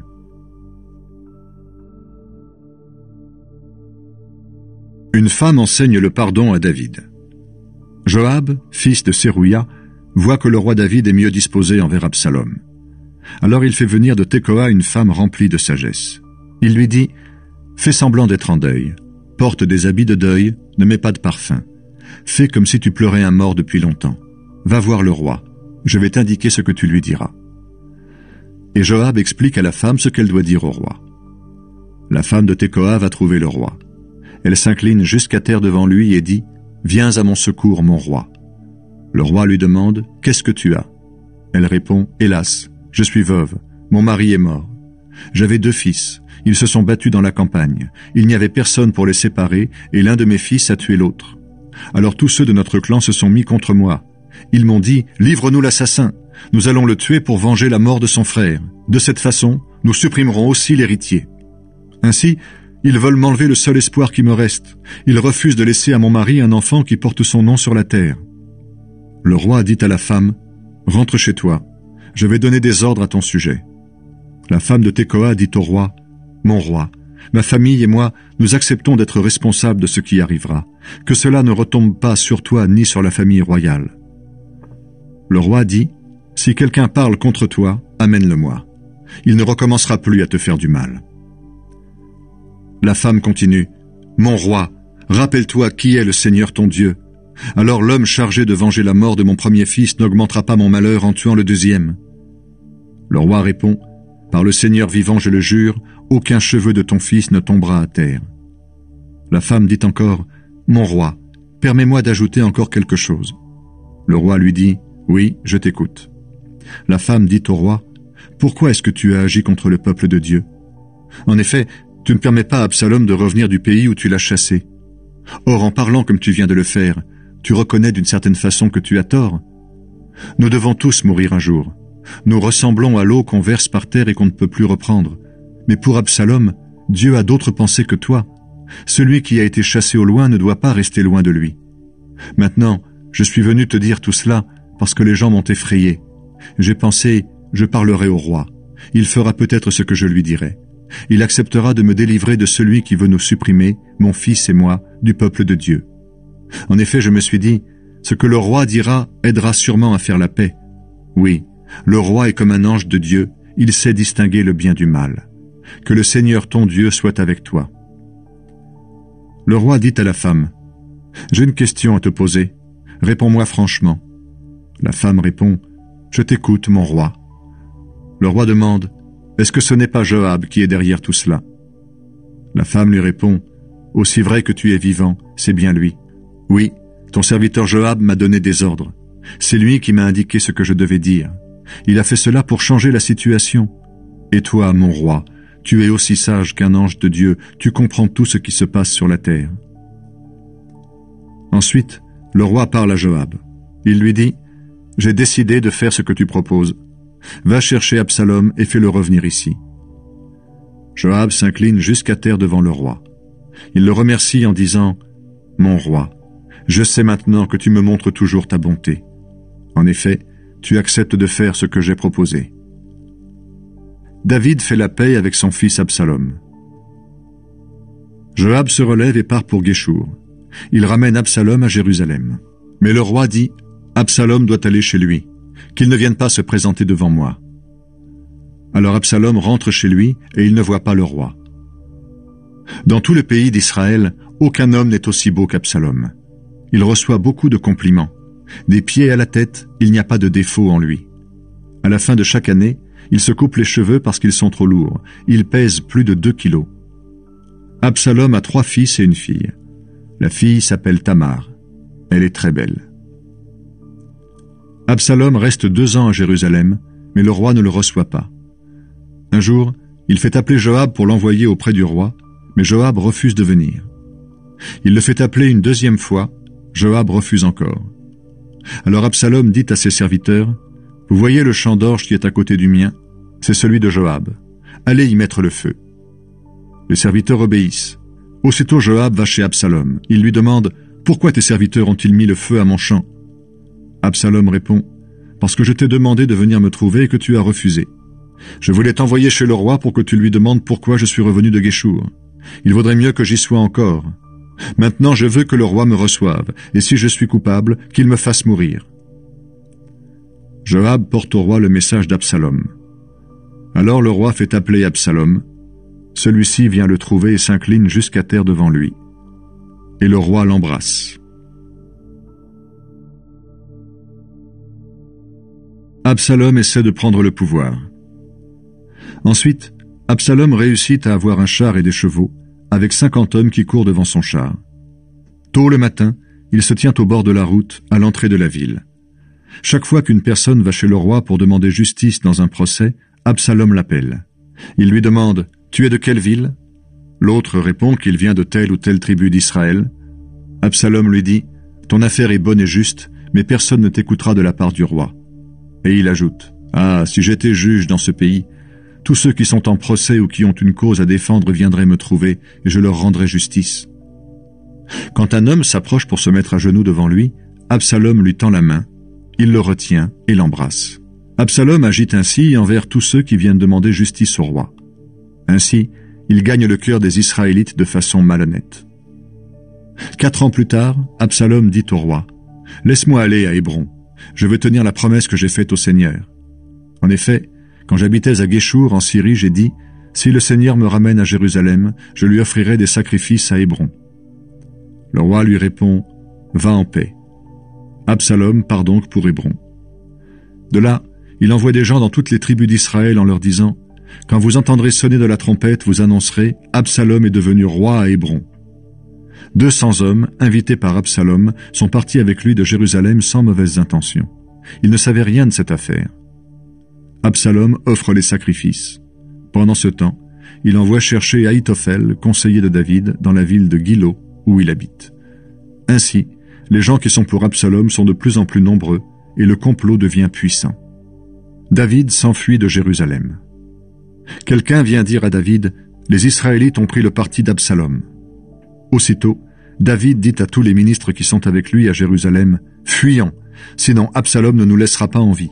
Dépêchons-nous, autrement il va nous rattraper rapidement, et il fera tomber le malheur sur la ville en tuant tous les habitants. » Les ministres répondent à David « Notre roi, tu peux décider ce que tu veux, nous sommes avec toi. » Alors le roi part à pied, avec toute sa famille. Il laisse seulement 10 femmes de 2e rang pour s'occuper du palais. Au moment où le roi sort de Jérusalem avec tous ceux qui le suivent, il s'arrête près de la dernière maison. Tous les serviteurs du roi se mettent à défiler, les Crétois et les Pélétiens, puis les 600 soldats de la ville de Gath qui ont suivi David. Tous défilent devant le roi. Celui-ci dit à Itaï, chef des soldats de Gath, « Pourquoi est-ce que tu viens avec nous? Retourne en ville et reste avec le nouveau roi. Tu es un étranger, tu as même été chassé de ton pays. Tu viens d'arriver et aujourd'hui, je t'entraînerai avec nous. Je ne sais même pas où aller. Non, retourne à Jérusalem et ramène tes frères avec toi. Et que le Seigneur te montre sa bonté et sa fidélité. » Mais Itaï répond, « Par le Seigneur vivant et par ta vie, mon roi, je le jure. Là où tu seras, je serai, pour vivre ou mourir avec toi. » David lui dit, « Bon, passe devant. » Itaï passe donc devant avec ses soldats, leurs femmes et leurs enfants. Tout le monde pleure à grands cris pendant que les soldats défilent. Le roi traverse le torrent du Cédron avec ceux qui l'accompagnent. Il prend la route qui conduit au désert. Le prêtre Sadoc est là aussi avec les Lévites qui portent le coffre sacré de l'Alliance. Les Lévites posent le coffre et le prêtre Abiatar offre des sacrifices jusqu'à ce que tous ceux qui sortent de la ville finissent de passer. Le roi dit alors à Sadoc, « Ramène le coffre sacré en ville. Si le Seigneur montre sa bonté envers moi, il me fera revenir. Il me permettra de revoir le coffre et la tente sacrée. Si, au contraire, le Seigneur dit qu'il ne veut plus de moi, j'accepte, qu'il me traite comme il lui semble bon. » Puis le roi dit encore au prêtre Sadoc, « Tu vois la situation. Retourne en paix à Jérusalem avec ton fils Ahimaas, avec Abiatar et son fils Yonatan. Moi, je vais rester dans les plaines du désert près des lieux de passage du Jourdain. J'attends de recevoir des nouvelles de vous. » Sadoc et Abiatar ramènent alors le coffre sacré à Jérusalem, et ils restent dans la ville.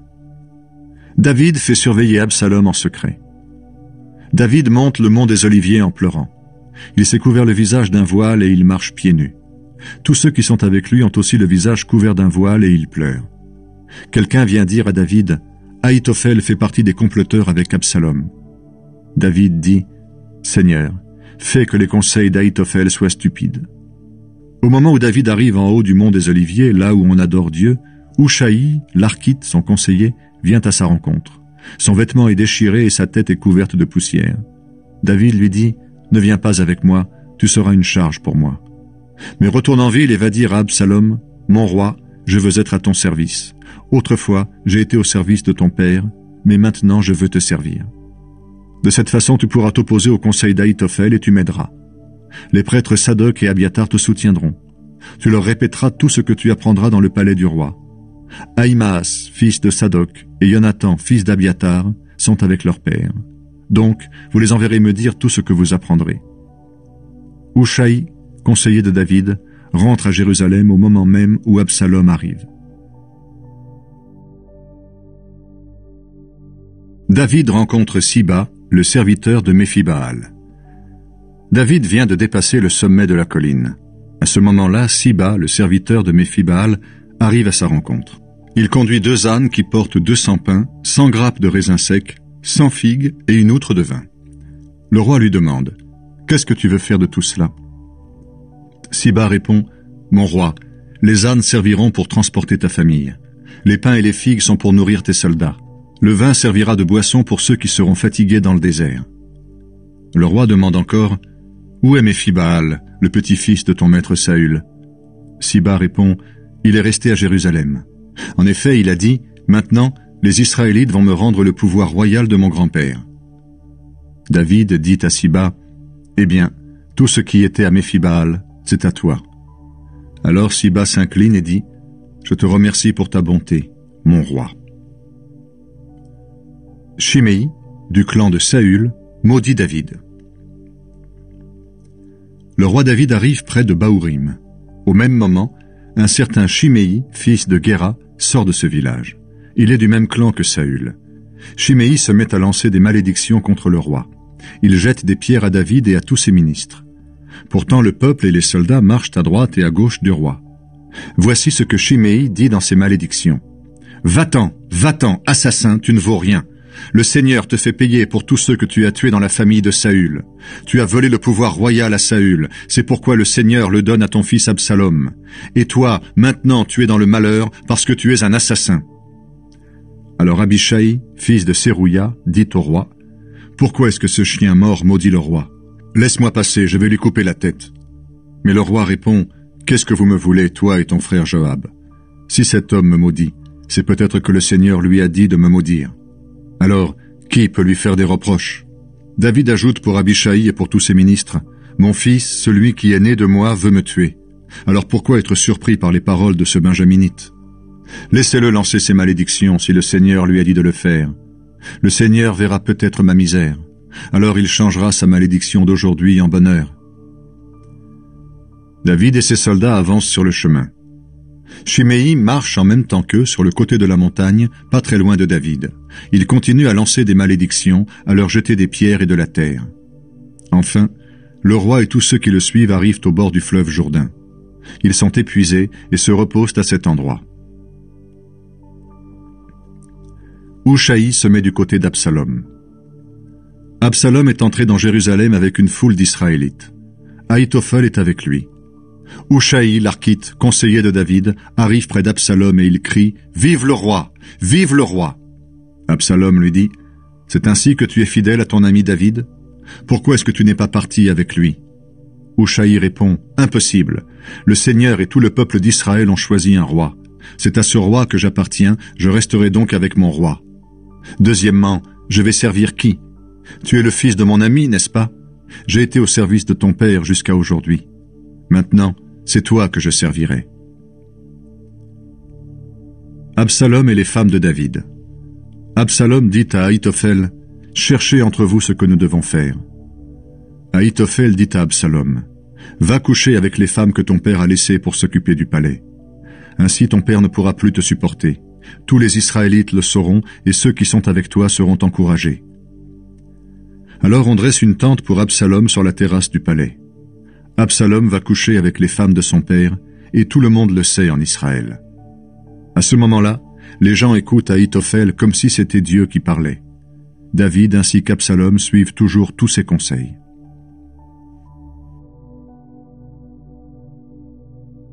Hushaï conseille Absalom pour son malheur. Ahitophel dit à Absalom, « Laisse-moi choisir 12 000 hommes, je vais partir poursuivre David cette nuit même. J'arriverai près de lui par surprise quand il sera sans force et découragé. Je le ferai trembler de peur et tous ceux qui sont avec lui fuiront. Alors je tuerai le roi quand il sera seul. En effet, quand celui que tu cherches sera mort, Tout le monde reviendra à toi et vivra en paix. » Ce conseil semble bon à Absalom et à tous les anciens d'Israël. Pourtant, Absalom dit « Appelez aussi Hushaï, l'Archite, il nous donnera son avis. » Hushaï arrive, et Absalom lui dit « Voici ce qu'Ahitophel a conseillé. Est-ce que nous devons réaliser son projet ou non? Qu'est-ce que tu en penses ?» Hushaï répond à Absalom « Cette fois-ci, le conseil d'Ahitophel n'est pas bon. Tu connais ton père et ses hommes. Ce sont des combattants courageux. Ils sont en colère comme une ours qui a perdu son petit dans la campagne. Ton père est un homme de guerre. Il ne passera pas la nuit avec le peuple. Maintenant, il se cache sûrement dans une grotte ou ailleurs. Dès qu'il y aura des morts parmi nous, les gens l'apprendront et diront « Les troupes d'Absalom ont perdu la bataille. » Alors même les meilleurs soldats, ceux qui sont courageux comme un lion, seront découragés. Oui, tous les Israélites le savent. Ton père est un combattant courageux et il a des soldats excellents avec lui. Voici le conseil que je donne. Rassemble près de toi tous les soldats d'Israël, depuis Dan au nord jusqu'à Beersheba au sud. Ils doivent être aussi nombreux que les grains de sable au bord de la mer. Puis tu iras toi-même combattre au milieu d'eux. Nous le trouverons là où il sera, et nous tomberons sur lui comme la rosée sur le sol. Nous ne laisserons personne en vie, ni lui ni aucun des soldats qui sont avec lui. S'il se réfugie dans une ville, tous nos soldats apporteront des cordes, et nous traînerons cette ville dans un torrent voisin. Alors on ne trouvera plus un seul caillou à cet endroit. » Absalom et les Israélites disent « Le conseil de Hushaï vaut mieux que celui d'Ahitophel. » En effet, le Seigneur a décidé de faire échouer le conseil d'Ahitophel qui était pourtant valable. Ainsi, il fera tomber le malheur sur Absalom. David traverse le Jourdain pour échapper à Absalom. Hushaï raconte aux prêtres Sadok et Abiatar ce qu'Ahitophel a conseillé à Absalom et aux anciens d'Israël. Il leur dit aussi ce que lui-même a conseillé. Il ajoute « Maintenant, prévenez David très vite. Faites-lui dire de ne pas passer la nuit dans la plaine du Jourdain. Il doit traverser le fleuve, sinon il risque d'être tué, lui et ceux qui sont avec lui. » Jonathan, fils d'Abiatar, et Ahimaas, fils de Sadok, attendent près de la source des blanchisseurs. Une servante est chargée de leur apporter les messages qu'ils auront à communiquer au roi David. En effet, ils ne doivent pas entrer dans la ville pour ne pas être vus. Pourtant, un jeune homme les voit et le dit à Absalom. Tous les deux s'en vont très vite et ils arrivent à Bahurim, chez quelqu'un qui a un puits dans sa cour. Ils descendent dans le puits. La femme de cet homme prend une bâche, elle l'étend sur le puits et elle met des grains dessus pour qu'on ne remarque rien.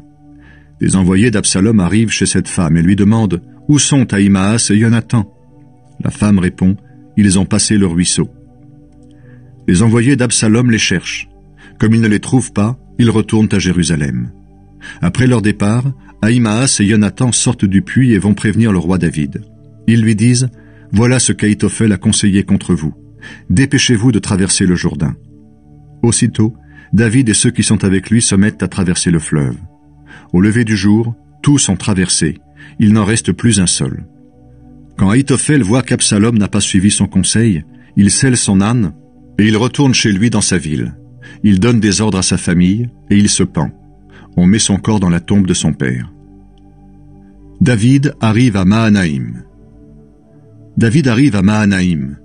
À ce moment-là, Absalom traverse le fleuve Jourdain, lui et toute l'armée d'Israël. Il a nommé Amasa comme chef de l'armée à la place de Joab. Amasa est le fils d'un Israélite appelé Yéter. Il a pris pour femme Abigal, fille de Nahash et sœur de Serouya, mère de Joab. Absalom et les Israélites installent leur camp dans le pays de Galaad. Quand David arrive à Mahanaïm, Shobi, fils de Nahash, de la ville de Rabba des Ammonites, le rejoint. Il y a avec lui Makir, fils d'Amiel, de la ville de Lodabar, et Barzilai, de la ville de Rogelim, en Galaad. Ils apportent des lits, des cuvettes, des pots en terre, du blé, de l'orge, de la farine, des grains grillés, des haricots, des lentilles, du miel, de la crème, des fromages de vache et de brebis. Ils apportent tout cela à David et à ceux qui sont avec lui pour les nourrir. En effet, ils ont pensé, ces gens-là doivent être morts de fatigue, ils ont souffert de la faim et de la soif dans le désert. Les troupes d'Absalom perdent la bataille. David passe en revue les troupes qui sont avec lui. Il nomme des chefs pour 1000 soldats et des chefs pour 100 soldats. Il divise l'armée en 3 groupes. Il met Joab, fils de Serouya, à la tête d'un groupe. Il met Abishai, frère de Joab, à la tête du 2e groupe. Il met Itaï de la ville de Gath à la tête du 3e groupe. Puis le roi dit aux soldats, « Je pars avec vous. » Mais les soldats lui disent, « Non, tu ne dois pas venir avec nous. En effet, si nous fuyons, les ennemis ne feront pas attention à nous. Et si la moitié d'entre nous meurt, ils n'y feront pas attention. Mais toi, tu vaux 10 000 soldats comme nous. Donc, reste dans la ville, c'est mieux. De là, tu pourras venir à notre secours. » Le roi répond, « D'accord, je ferai ce qui vous semble bon. » Alors l'armée sort par groupe de 100 soldats et par groupe de 1000. Pendant ce temps, le roi se tient près de la porte de la ville. Il dit à Joab, à Abishai et à Itaï, « Je vous en prie, protégez le jeune Absalom. » Tous les soldats entendent le roi donner cet ordre au chef. L'armée de David se met en route pour attaquer les troupes d'Absalom. La bataille a lieu dans la forêt d'Éphraïm. Les troupes de David battent les troupes d'Absalom. C'est une grande défaite ce jour-là, et 20 000 hommes sont tués. La bataille s'étend à toute la région, et ceux qui meurent dans la forêt sont plus nombreux que ceux qui meurent dans la bataille. Joab tue Absalom. À un moment, Absalom se trouve face à des soldats de David. Il se déplace sur un mulet. L'animal passe sous les branches emmêlées d'un grand arbre. La tête d'Absalom est prise dans les branches. Le mulet continue à avancer, et Absalom reste suspendu entre ciel et terre. Un soldat de David le voit et il va dire à Joab, « J'ai vu Absalom, il est pris dans les branches d'un arbre. » Joab lui dit, « Quoi? Tu l'as vu? Pourquoi est-ce que tu ne l'as pas tué là, sur place? Je t'aurais donné 10 pièces d'argent et une ceinture. » Mais le soldat répond à Joab, « Même si tu me donnais 1000 pièces d'argent, je ne ferais pas de mal au fils du roi. Le roi vous a dit à toi, à Abishai et à Itaï, je vous en prie, protégez le jeune Absalom. Nous l'avons tous entendu. D'ailleurs, supposons ceci. Je dis que je n'ai rien entendu et je le tue. Eh bien, le roi sait tout. Il saurait que j'ai menti. Et toi, tu ne me défendrais pas. » Joab répond, « Inutile de perdre mon temps avec toi. » Joab prend 3 bâtons pointus et il part les enfoncer dans le cœur d'Absalom. Celui-ci est pris dans les branches de l'arbre, mais il vit encore. Les 10 jeunes soldats qui portent les armes de Joab entourent Absalom et ils le tuent. Alors Joab fait sonner de la trompette pour arrêter le combat. Les soldats de David arrêtent de poursuivre les troupes d'Absalom. Ils prennent le corps d'Absalom et le jettent dans un grand trou au milieu de la forêt. Ils mettent sur lui un gros tas de pierres. Les soldats d'Absalom fuient et chacun rentre chez soi. Quand Absalom vivait encore, il avait fait dresser une pierre qui se trouve dans la vallée du roi. Il s'était dit, « Je n'ai pas de fils pour qu'on se souvienne de mon nom. » Il avait donc donné son nom à cette pierre. Aujourd'hui encore, on l'appelle monument d'Absalom. David apprend la mort de son fils Absalom. Ahimaas, fils de Sadoc, dit à Joab, « Le Seigneur a rendu justice au roi en le délivrant de ses ennemis. Laisse-moi lui porter cette nouvelle. » Joab répond, « Non, parce qu'aujourd'hui tu ne serais pas un messager de bonnes nouvelles. Tu iras porter des nouvelles un autre jour. Mais aujourd'hui n'y va pas, parce que le fils du roi est mort. » Et Joab dit à un esclave éthiopien, « Toi, va raconter au roi ce que tu as vu. » L'esclave s'incline devant Joab et il part en courant. Pourtant, Ahimaas dit encore à Joab, « Ce qui va arriver m'est égal. Je vais courir moi aussi derrière cet Éthiopien. » Joab lui demande, « Pourquoi est-ce que tu veux courir, mon ami? Une telle nouvelle ne t'apportera pas de récompense. » Ahimaas répond, « Cela m'est égal, je veux y aller. » Joab lui dit, « Eh bien, pars. » Ahimaas part en courant par la route de la plaine du Jourdain, et il dépasse l'Éthiopien. David se trouve entre la porte extérieure et la porte intérieure de la ville. Un guetteur se trouve sur la terrasse du mur qui protège la ville en haut de la porte. Il surveille les environs. Tout à coup, le guetteur aperçoit un homme seul en train de courir. Il crie pour prévenir le roi. Le roi répond, « S'il est seul, il apporte une bonne nouvelle. » Quand le messager est tout près, le guetteur voit un autre homme qui court. Le guetteur crie au portier, « Voici encore un homme seul qui arrive en courant. » Le roi dit, « Celui-ci aussi apporte une bonne nouvelle. » Le guetteur dit, « À mon avis, le premier c'est Ahimaas, fils de Sadoc. Je le reconnais à sa façon de courir. » Le roi dit, « C'est un garçon de valeur. Il apporte sûrement une bonne nouvelle. » En arrivant, Ahimaas dit au roi, « Tout va bien. » Puis il s'incline et dit, « Je remercie le Seigneur ton Dieu, il a livré en ton pouvoir ceux qui se sont opposés à toi. » Le roi demande, « Et le jeune Absalom, est-ce qu'il va bien ?» Ahimaas répond, « Au moment où Joab nous a envoyés, ton autre serviteur et moi, j'ai vu qu'on s'agitait beaucoup, mais je ne sais pas ce que c'était. Le roi lui dit, « Retire-toi, mais ne va pas trop loin. » Ahimaas se retire et attend. Le messager éthiopien arrive. Il dit au roi, « Voici une bonne nouvelle pour toi. Aujourd'hui, le Seigneur t'a fait justice, il t'a délivré de tous tes ennemis. » Le roi demande, « Et le jeune Absalom, est-ce qu'il va bien ?» Le messager répond, « Notre roi, que tes ennemis finissent comme ce jeune homme, que tous tes adversaires qui veulent ton malheur finissent comme lui. »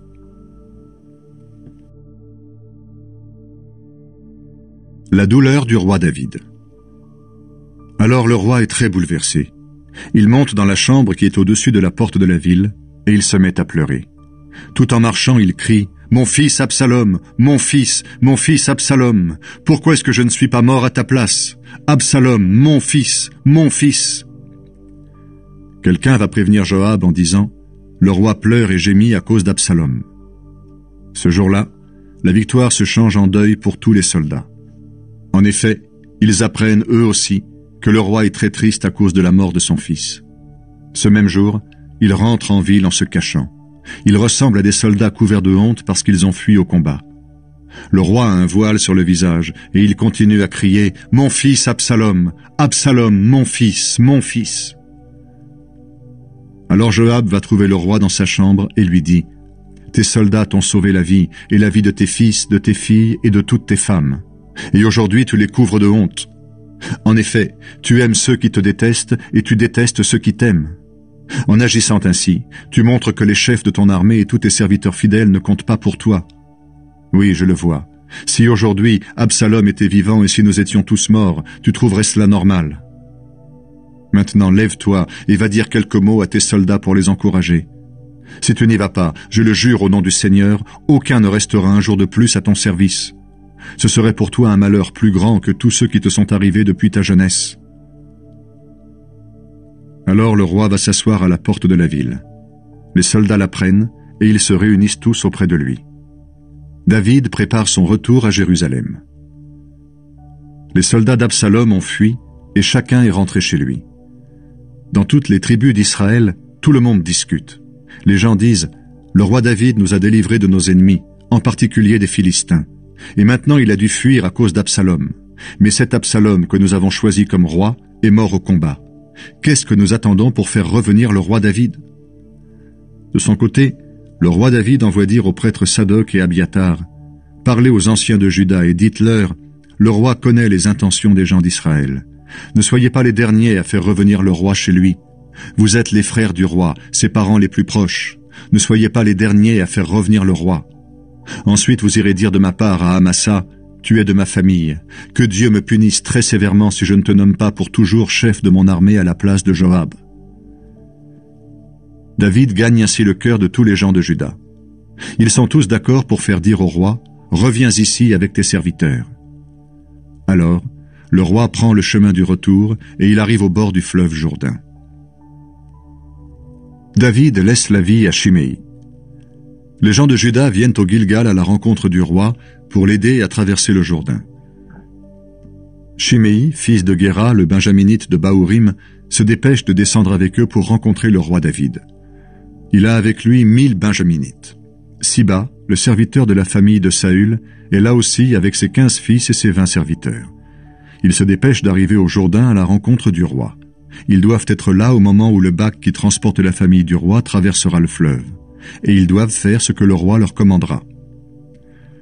Après que le roi a traversé le Jourdain, Shimei se jette à terre devant lui. Il lui dit, « Mon roi, ne tiens pas compte de ma faute.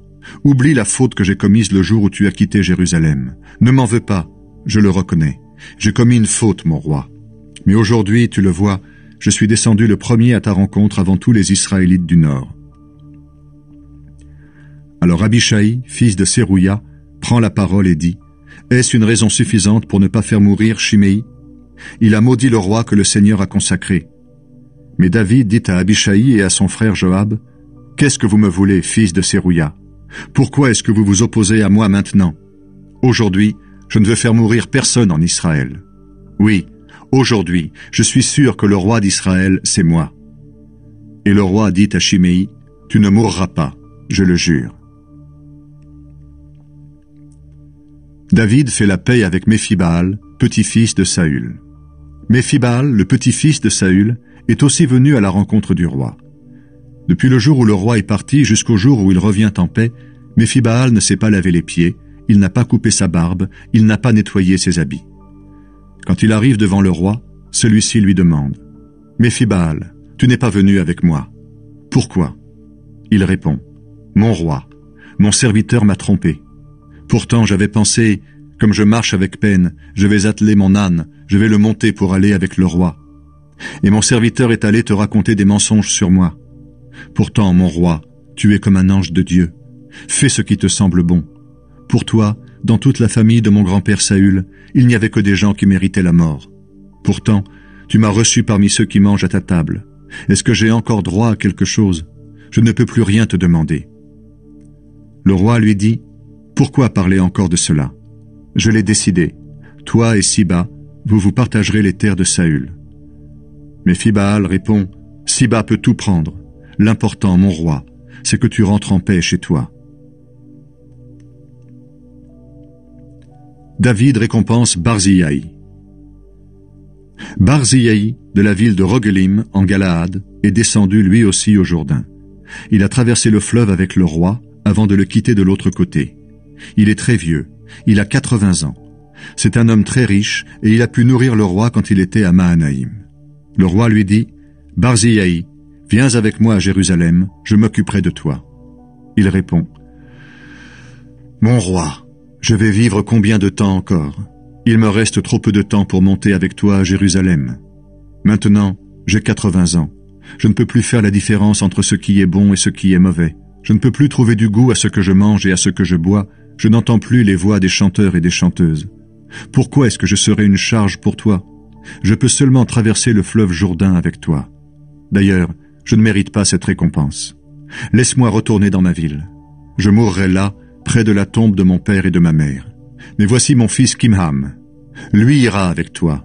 Fais pour lui ce qui te semble bon. » Le roi dit « D'accord, Kimham viendra avec moi, et je ferai pour lui ce que tu veux. Tout ce que tu me demanderas, je te le donnerai. » Toute la foule passe le Jourdain après que le roi l'a traversé. David embrasse Barzillai et le bénit. Ensuite, Barzillai rentre chez lui. Le roi va au Gilgal, et Kimham va avec lui. Les gens de Juda et d'Israël se disputent. Tous les gens de Juda et la moitié des Israélites du Nord partent avec le roi David. Les gens du Nord s'approchent de lui et lui demandent « Nos frères de Juda t'ont pris pour te faire passer le fleuve Jourdain avec ta famille. Pourquoi? Pourtant tous tes soldats étaient avec toi. » Les gens de Juda répondent « C'est parce que nous sommes plus proches du roi que vous. Pourquoi vous mettre en colère? Est-ce que le roi nous a nourris? Est-ce qu'il nous a donné des cadeaux? » Les Israélites du Nord disent « Mais le roi nous appartient 10 fois plus qu'à vous. Oui, David nous appartient plus qu'à vous. Pourquoi est-ce que vous nous méprisez? C'est nous qui avons parlé les premiers de faire revenir notre roi. » Mais les hommes de Juda parlent avec plus de violence que ceux d'Israël.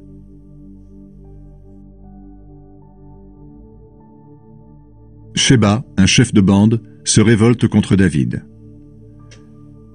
Il y a au Gilgal un benjaminite appelé Sheba, fils de Bichri. Il ne vaut rien. Il sonne de la trompette et dit « Nous n'avons rien à voir avec David. Nous n'avons rien de commun avec ce fils de Jessé. Israélites, rentrez chacun chez vous. » Alors les hommes d'Israël s'éloignent de David pour suivre Sheba, fils de Bichri. Mais les hommes de Juda restent avec leur roi. Ils vont avec lui depuis le fleuve Jourdain jusqu'à Jérusalem. Le roi David arrive au palais. Il appelle les 10 femmes de 2e rang qu'il a laissées là pour s'occuper du palais. Il les installe dans une maison bien gardée. Il se charge de leur entretien, mais il ne s'unit plus à elles. Elles restent enfermées jusqu'au jour de leur mort. Elles sont comme des veuves, et pourtant, leur mari est toujours vivant. Joab assassine Amasa, le nouveau chef de l'armée. Ensuite le roi dit à Amasa, « Réunis les soldats de Juda. Présente-toi ici avec eux dans 3 jours. » Amasa part pour réunir les gens de Juda, mais il dépasse le temps fixé par le roi. Alors David dit à Abishai, « Maintenant, Sheba va nous faire plus de mal qu'Absalom. Prends toi-même le commandement de mes gardes. Poursuis-le avant qu'il se réfugie dans des villes bien protégées et nous échappe. » Les soldats commandés par Joab, les Crétois, les Pélétiens des gardes du roi, c'est-à-dire tous les soldats de l'armée, vont au combat avec Abishai. Ils quittent Jérusalem et poursuivent Sheba. Quand ils se trouvent près de la grande pierre de Gabaon, Amasa arrive. Joab porte ses habits militaires. Il a une ceinture à laquelle il a fixé une épée dans un étui. Au moment où Joab avance, l'épée tombe. Joab dit à Amasa, « Comment vas-tu, mon frère ?» Et de la main droite, il prend la barbe d'Amasa pour l'embrasser. Amasa ne fait pas attention à l'épée que Joab a dans sa main gauche. Celui-ci le frappe au ventre. Les intestins d'Amasa se répandent par terre et il meurt. Joab n'a pas besoin de le frapper une deuxième fois. Joab fait tuer Sheba. Joab et son frère Abishai continuent à poursuivre Sheba. Un soldat de Joab est resté près du corps d'Amasa. Il dit, « Qui est pour Joab et pour David? Qu'ils suivent Joab. » Amasa a roulé dans son sang au milieu du chemin. Le soldat voit que tout le monde s'arrête. Alors il tire le corps dans un champ et il jette un vêtement sur lui. Après qu'il a enlevé le corps du chemin, les soldats passent sans s'arrêter et ils continuent à poursuivre Sheba derrière Joab. Joab traverse les régions de toutes les tribus d'Israël et il va jusqu'à la ville d'Abel-Beth-Maaka. Tous les Bérites se regroupent pour aller avec lui. Joab et ses soldats vont attaquer Sheba qui se trouve à Abel-Beth-Maaka. Ils construisent contre cette ville une sorte de barrage en terre jusqu'au premier mur qui la protège. Puis, ils attaquent ce mur pour le faire tomber. Alors une femme de bon conseil crie « Écoutez, écoutez, appelez Joab, dites-lui que je veux lui parler. » Joab s'approche. La femme lui demande « C'est toi, Joab ?» Il répond « Oui, c'est moi. » La femme lui dit « Écoute-moi, je te prie. » Joab répond « Je t'écoute. » La femme continue. Autrefois, on avait l'habitude de dire « Demandons l'avis des habitants d'Abel-Beth-Maaka et les problèmes seront réglés. » Nous sommes parmi les gens les plus paisibles et les plus fidèles d'Israël. Et tu veux détruire cette ville qui est l'une des plus importantes en Israël.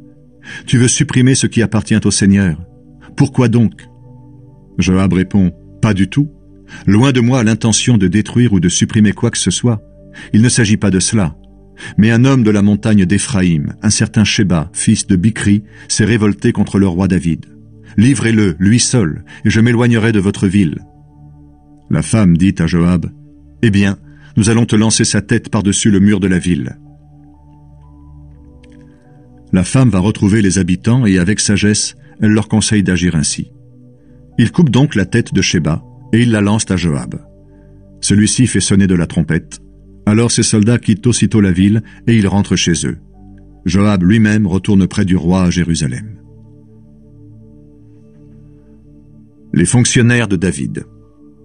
Joab commande toute l'armée d'Israël. Benaïa, fils de Yoyada, commande les Crétois et les Pélétiens, les gardes du roi. Adoram est responsable des travaux obligatoires. Yoshaphat, fils d'Aïloud, est le porte-parole du roi. Sheva est secrétaire. Sadoc et Abiatar sont prêtres. Ira de la famille de Yaïr est aussi prêtre au service de David. Les Gabaonites et les hommes de la famille de Saül. Au temps de David, il y a une famine qui dure 3 ans. David consulte le Seigneur. Le Seigneur lui répond « C'est à cause de Saül et de sa famille. Ils ont commis un crime en tuant les gens de Gabaon. » Le roi réunit les Gabaonites pour leur parler. Ces gens-là ne sont pas des Israélites, mais ils font partie des derniers Amorites. Les Israélites leur ont juré de les laisser en vie. Pourtant Saül, à cause de son trop grand intérêt pour les gens d'Israël et de Juda, a voulu les supprimer. David leur demande « Qu'est-ce que je dois faire pour vous?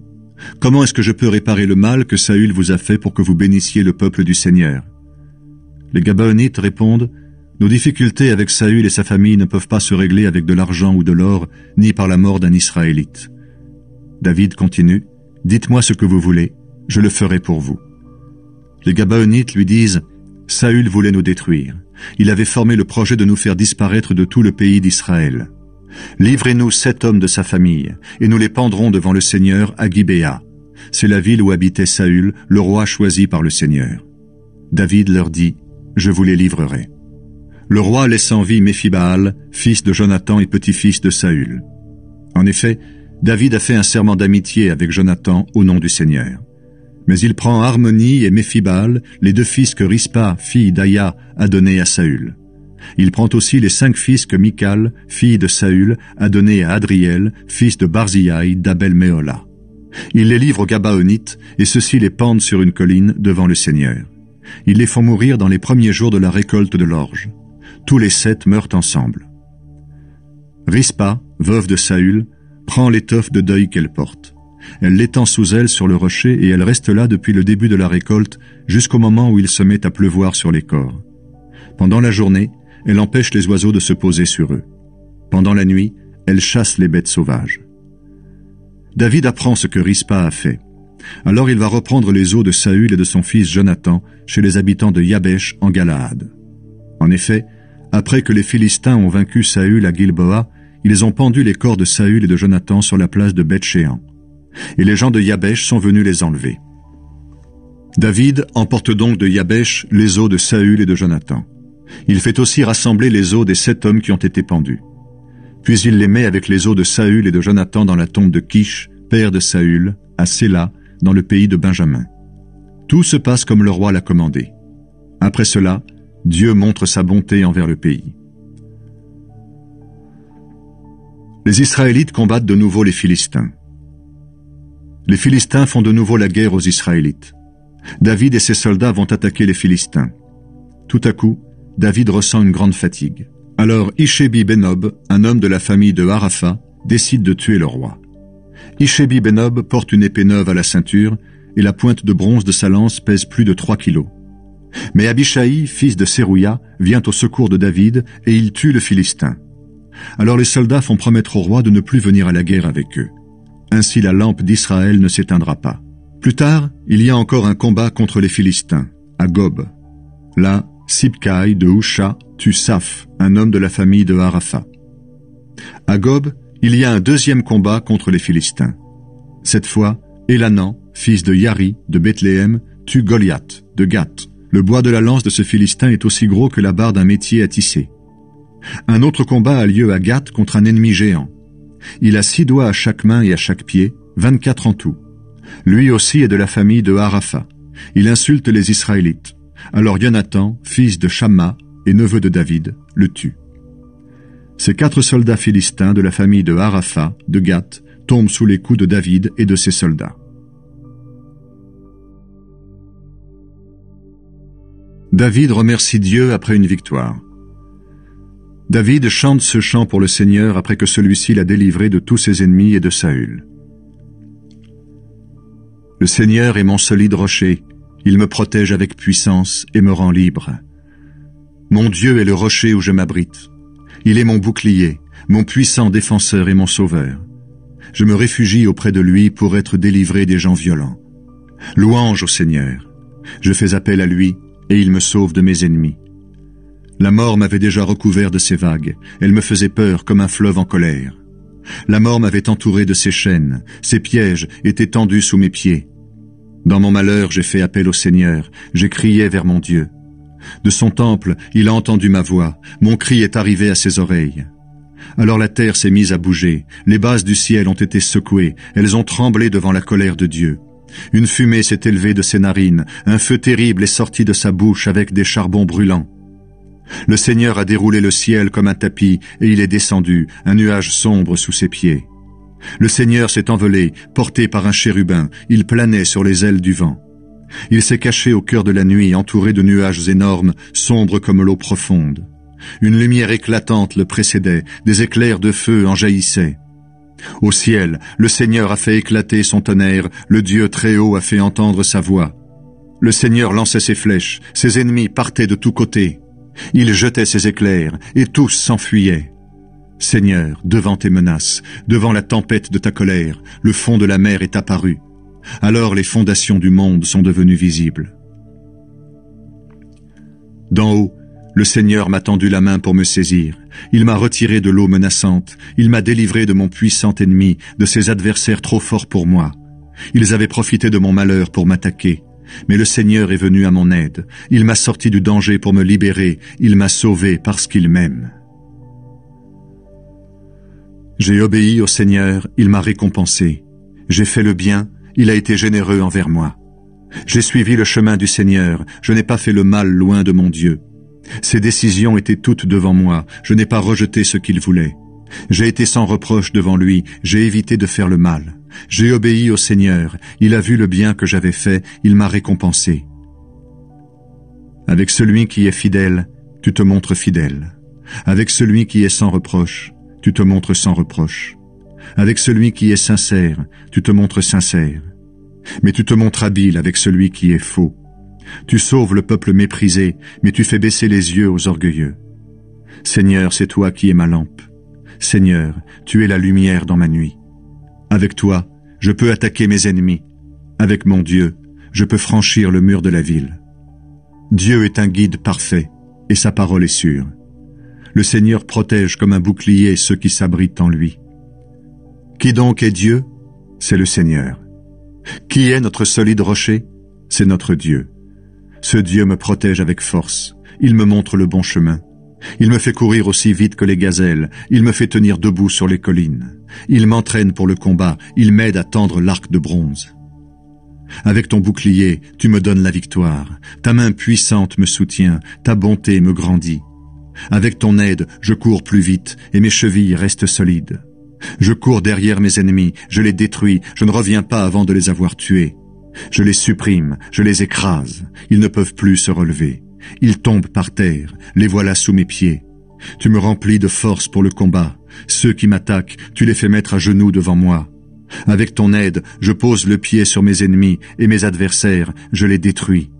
Ils crient, mais personne pour les sauver. Ils appellent le Seigneur, mais il ne répond pas. Je les écrase, ils sont comme la poussière emportée par le vent. Je marche dessus, je les balaie comme les ordures des rues. Le peuple se lève contre moi, mais tu me mets à l'abri, tu me places à la tête des autres peuples. Des gens que je ne connais pas deviennent mes serviteurs. Dès que je parle, ils m'obéissent, des étrangers me font des compliments. Ils sont découragés, ils sortent de leurs abris en tremblant. Le Seigneur est vivant, gloire à mon solide rocher, gloire à Dieu qui m'a sauvé. C'est Dieu qui me venge de mes ennemis, qui met les peuples sous mon pouvoir. Tu me libères de mes ennemis, tu me donnes la victoire sur ceux qui m'attaquent, tu me délivres des gens violents. C'est pourquoi, Seigneur, je te dis merci parmi les peuples et je chante ton nom. Le Seigneur donne de grandes victoires à son roi. Il montre son amour à celui qu'il a choisi, à David et aux enfants de ses enfants, pour toujours. Les dernières paroles de David. Voici les dernières paroles de David. Ce sont les paroles de David, fils de Jessé, les paroles de l'homme placé très haut. Le Dieu de Jacob l'a consacré comme roi, et le peuple d'Israël aime le chanter. L'Esprit du Seigneur parle par moi, il met ses paroles dans ma bouche. Le Dieu d'Israël a parlé, le protecteur d'Israël m'a dit, le roi qui gouverne les gens avec justice et les dirige en respectant Dieu, celui-là est pareil à la lumière du matin, au soleil brillant dans un ciel sans nuages. Grâce à sa chaleur, les plantes sortent de terre après la pluie. Voici comment Dieu a agi avec ma famille. Il a fait avec moi une alliance pour toujours. Il l'a fixée par des règles qui la protègent. Partout et toujours, il m'a donné la victoire. Il a réalisé tous mes désirs. Mais tous ceux qui ne valent rien sont comme des branches d'épines. On les jette, personne ne les prend avec la main.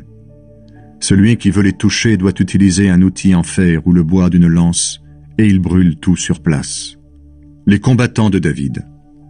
Voici les noms de ceux qui ont été les combattants les plus courageux de David.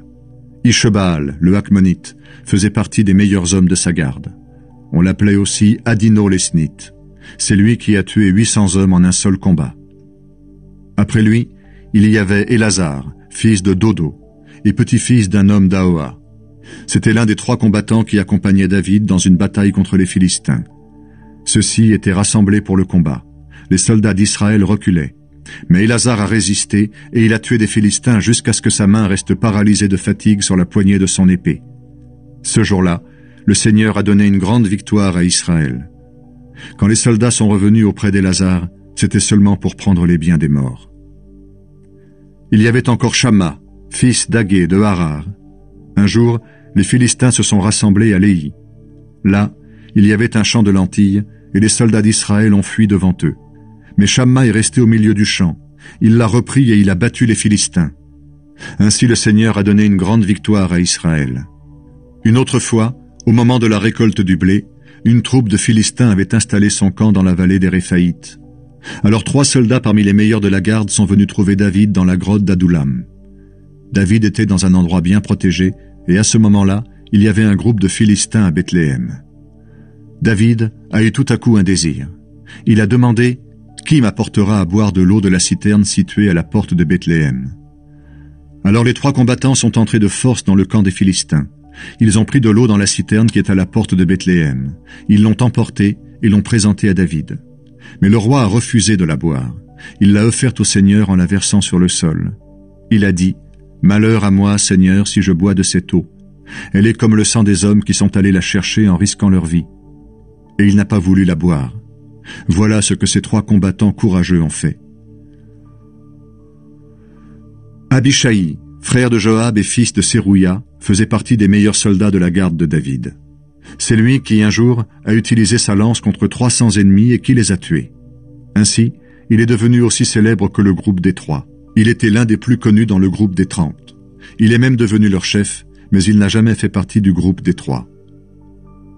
Benaïa de Kabzéel, fils de Yoyada et petit-fils d'un combattant courageux, a accompli beaucoup d'actions extraordinaires. C'est lui qui a tué les 2 combattants courageux de Moab. C'est lui aussi qui est descendu dans une citerne un jour où il neigeait. Et là, il a tué un lion. C'est encore lui qui a tué un Égyptien immense armé d'une lance. Il l'a attaqué avec un bâton, il lui a arraché sa lance et s'en est servi pour le tuer. Voilà ce que Benaïa a fait. Ainsi, il est devenu aussi célèbre que le groupe des 3. Il était l'un des plus connus dans le groupe des 30, mais il n'a jamais fait partie du groupe des 3. David l'a nommé chef de ses gardes. Dans le groupe des 30, il y avait aussi Asaël, frère de Joab, Élanan, fils de Dodo, de Bethléem, Shamma et Élika, de Harod, Élès, de Pélet, Ira, fils d'Ikesh, de Tekoa, Abiezer, d'Anatot, Mebounaï, de Husha, Salmon, d'Aloa, Maraï, de Netopha, Éleb, fils de Baana, de Netopha, Itaï, fils de Ribaï, de Gibéa, dans le territoire de Benjamin, Benaïa, de Piraton, Idaï, des torrents de Gaash, Abialbon, de Beth Araba, Azmavet, de Baourim, Eliaba, de Shaalbon, un des fils de Yachen, Jonathan, Shamma, de Harar, Ayam, fils de Charar, de Harar, Eliphélet, fils d'Azbaï et petit-fils d'un homme de Maaka, Eliam, fils d'Aïtophel, de Gilo, Esraï, de Carmel, Paharai, d'Arab, Igal, fils de Nathan, de Soba, Bani de la tribu de Gad, Sélek, l'Ammonite, Naraï de Béhéroth, qui portait les armes de Joab, fils de Sérouia, Ira et Gareb, de la famille de Yéter, et Uri, le Hittite. Ils étaient 37 en tout. David fait compter le peuple d'Israël. Un jour, le Seigneur se met de nouveau en colère contre les Israélites. Il pousse David à agir contre leur intérêt en disant « Va, compte les gens d'Israël et les gens de Juda. » Le roi dit à Joab, le chef de l'armée qui est avec lui, « Va dans tout le pays d'Israël, depuis Dan au nord jusqu'à Beersheba au sud. Fais compter tous les habitants, car je veux savoir combien ils sont. » Joab répond au roi, « Je souhaite que le Seigneur ton Dieu rende le peuple 100 fois plus nombreux. Je voudrais que tu vois cela de tes yeux. Mais pourquoi est-ce que tu désires le compter? » Pourtant l'ordre du roi est plus fort que l'avis de Joab et des commandants de l'armée. Et ceux-ci se mettent en route pour aller compter le peuple d'Israël. Ils traversent le fleuve Jourdain et ils commencent à compter les habitants de la ville d'Aroër et de celle qui est au fond de la vallée. Ils traversent la région de Gad en direction de Yazer. Ils entrent dans le pays de Galaad, ils vont dans le pays des Hittites, à Kadès. Ils arrivent à Dan-Yahan et vont dans les environs. Puis ils comptent les habitants de Sidon. Ils continuent par la ville bien protégée de Tyr et par toutes les villes qui ont appartenu aux Hivites et aux Cananéens. Enfin, ils comptent les habitants de Beersheba, dans le sud du pays de Juda. Ils traversent ainsi tout le pays, et au bout de 9 mois et 20 jours, ils reviennent à Jérusalem. Alors Joab annonce au roi le nombre des habitants du pays. Israël possède 800 000 soldats capables de se battre, et Juda en a 500 000. Le Seigneur envoie la peste en Israël. Mais après que David a fait compter le peuple, le cœur de David se met à battre très fort, et le roi dit au Seigneur, « J'ai commis un péché grave. Maintenant, Seigneur, accorde-moi ton pardon. Oui, j'ai vraiment agi comme un fou. » Alors le Seigneur adresse ces paroles au prophète Gad, le conseiller de David. « Va trouver David et dis-lui de ma part. Moi, le Seigneur, je te demande de choisir entre 3 malheurs. Je t'enverrai celui que tu choisiras. » Le matin suivant, quand David se lève, Gad va chez le roi pour lui faire connaître les paroles du Seigneur. Il lui dit, « Qu'est-ce que tu aimes mieux? Que ton pays connaisse 7 années de famine? Que tu fuis pendant 3 mois devant des ennemis qui te poursuivront? Ou encore qu'une épidémie de peste attaque ton pays pendant 3 jours? Réfléchis et dis-moi ce que je dois répondre à celui qui m'envoie. » David dit à Gad, « J'ai une peur terrible, mais je préfère tomber entre les mains du Seigneur plutôt que de tomber entre les mains des hommes. En effet, le Seigneur, lui, est capable de pitié. » Alors le Seigneur envoie la peste en Israël depuis ce matin-là jusqu'au jour fixé. De Dan au nord jusqu'à Beersheba au sud, 70 000 personnes meurent dans le pays. L'ange du Seigneur étend la main vers Jérusalem pour la détruire. Mais le Seigneur est bouleversé par ce malheur. Il dit à l'ange destructeur, « C'est trop. Arrête. » À ce moment-là, l'ange du Seigneur se trouve près de l'endroit où Aravna, le Jébusite, bat son blé. Quand David voit l'ange qui détruit le peuple, il dit au Seigneur, « C'est moi le coupable, c'est moi qui ai péché. Mais les gens de mon peuple, qu'est-ce qu'ils ont fait? C'est moi qu'il faut frapper, moi et ma famille. » David construit un autel pour le Seigneur. Le même jour, Gad va voir David et lui dit, « Monte à l'endroit où Aravna bat son blé. Là, tu construiras un autel pour le Seigneur. » David monte là-haut comme le Seigneur l'a commandé par l'intermédiaire de Gad. De là, Aravna voit le roi et ses serviteurs qui viennent vers lui. Alors il s'avance et s'incline jusqu'à terre devant le roi. Il lui demande, « Pourquoi viens-tu chez moi, toi le roi ?» David répond, « Je voudrais t'acheter cet endroit pour y bâtir un autel pour le Seigneur. Ainsi, le grand malheur qui est tombé sur le peuple s'arrêtera. » Aravna dit au roi, « Prends cet endroit, je t'en prie, et offre au Seigneur ce qui te semble bon. Voici mes bœufs pour le sacrifice complet. Les chariots et les attelages serviront pour faire le feu. Je te donne tout, mon roi. J'espère que le Seigneur ton Dieu acceptera ton offrande. » Mais le roi lui dit, « Non, je vais te payer tout cela à son juste prix. Je ne veux pas offrir au Seigneur mon Dieu des sacrifices qui ne me coûtent rien. » David achète l'endroit et les bœufs pour 50 pièces d'argent. Là, il construit un autel. Il offre au Seigneur des sacrifices complets et des sacrifices de communion. Alors le Seigneur montre sa bonté envers le pays, et le grand malheur qui était tombé sur le pays d'Israël s'arrête. Obrigado por assistir aos nossos vídeos aqui no canal. Gostaria de convidá-los a se juntarem a nós em nossos novos canais, Mais da Bíblia Hoje Kids, e vamos jogar família gincanas bíblicas. No Mais da Bíblia Hoje Kids você encontrará uma variedade de conteúdo divertido e educativo para crianças, que ajudará a fortalecer sua fé e conhecimento da Bíblia. E em Vamos Jogar Família você poderá desfrutar de jogos interativos e desafiadores, gincanas bíblicas, que envolvem toda a família em momentos de aprendizado e diversão. Não perca a oportunidade de se juntar a nós em nossos novos canais e continuar aprendendo e crescendo em sua jornada espiritual. Inscreva-se agora e não se esqueça de compartilhar com seus amigos e familiares. Obrigado novamente por apoiar nosso canal e esperamos vê-lo em breve.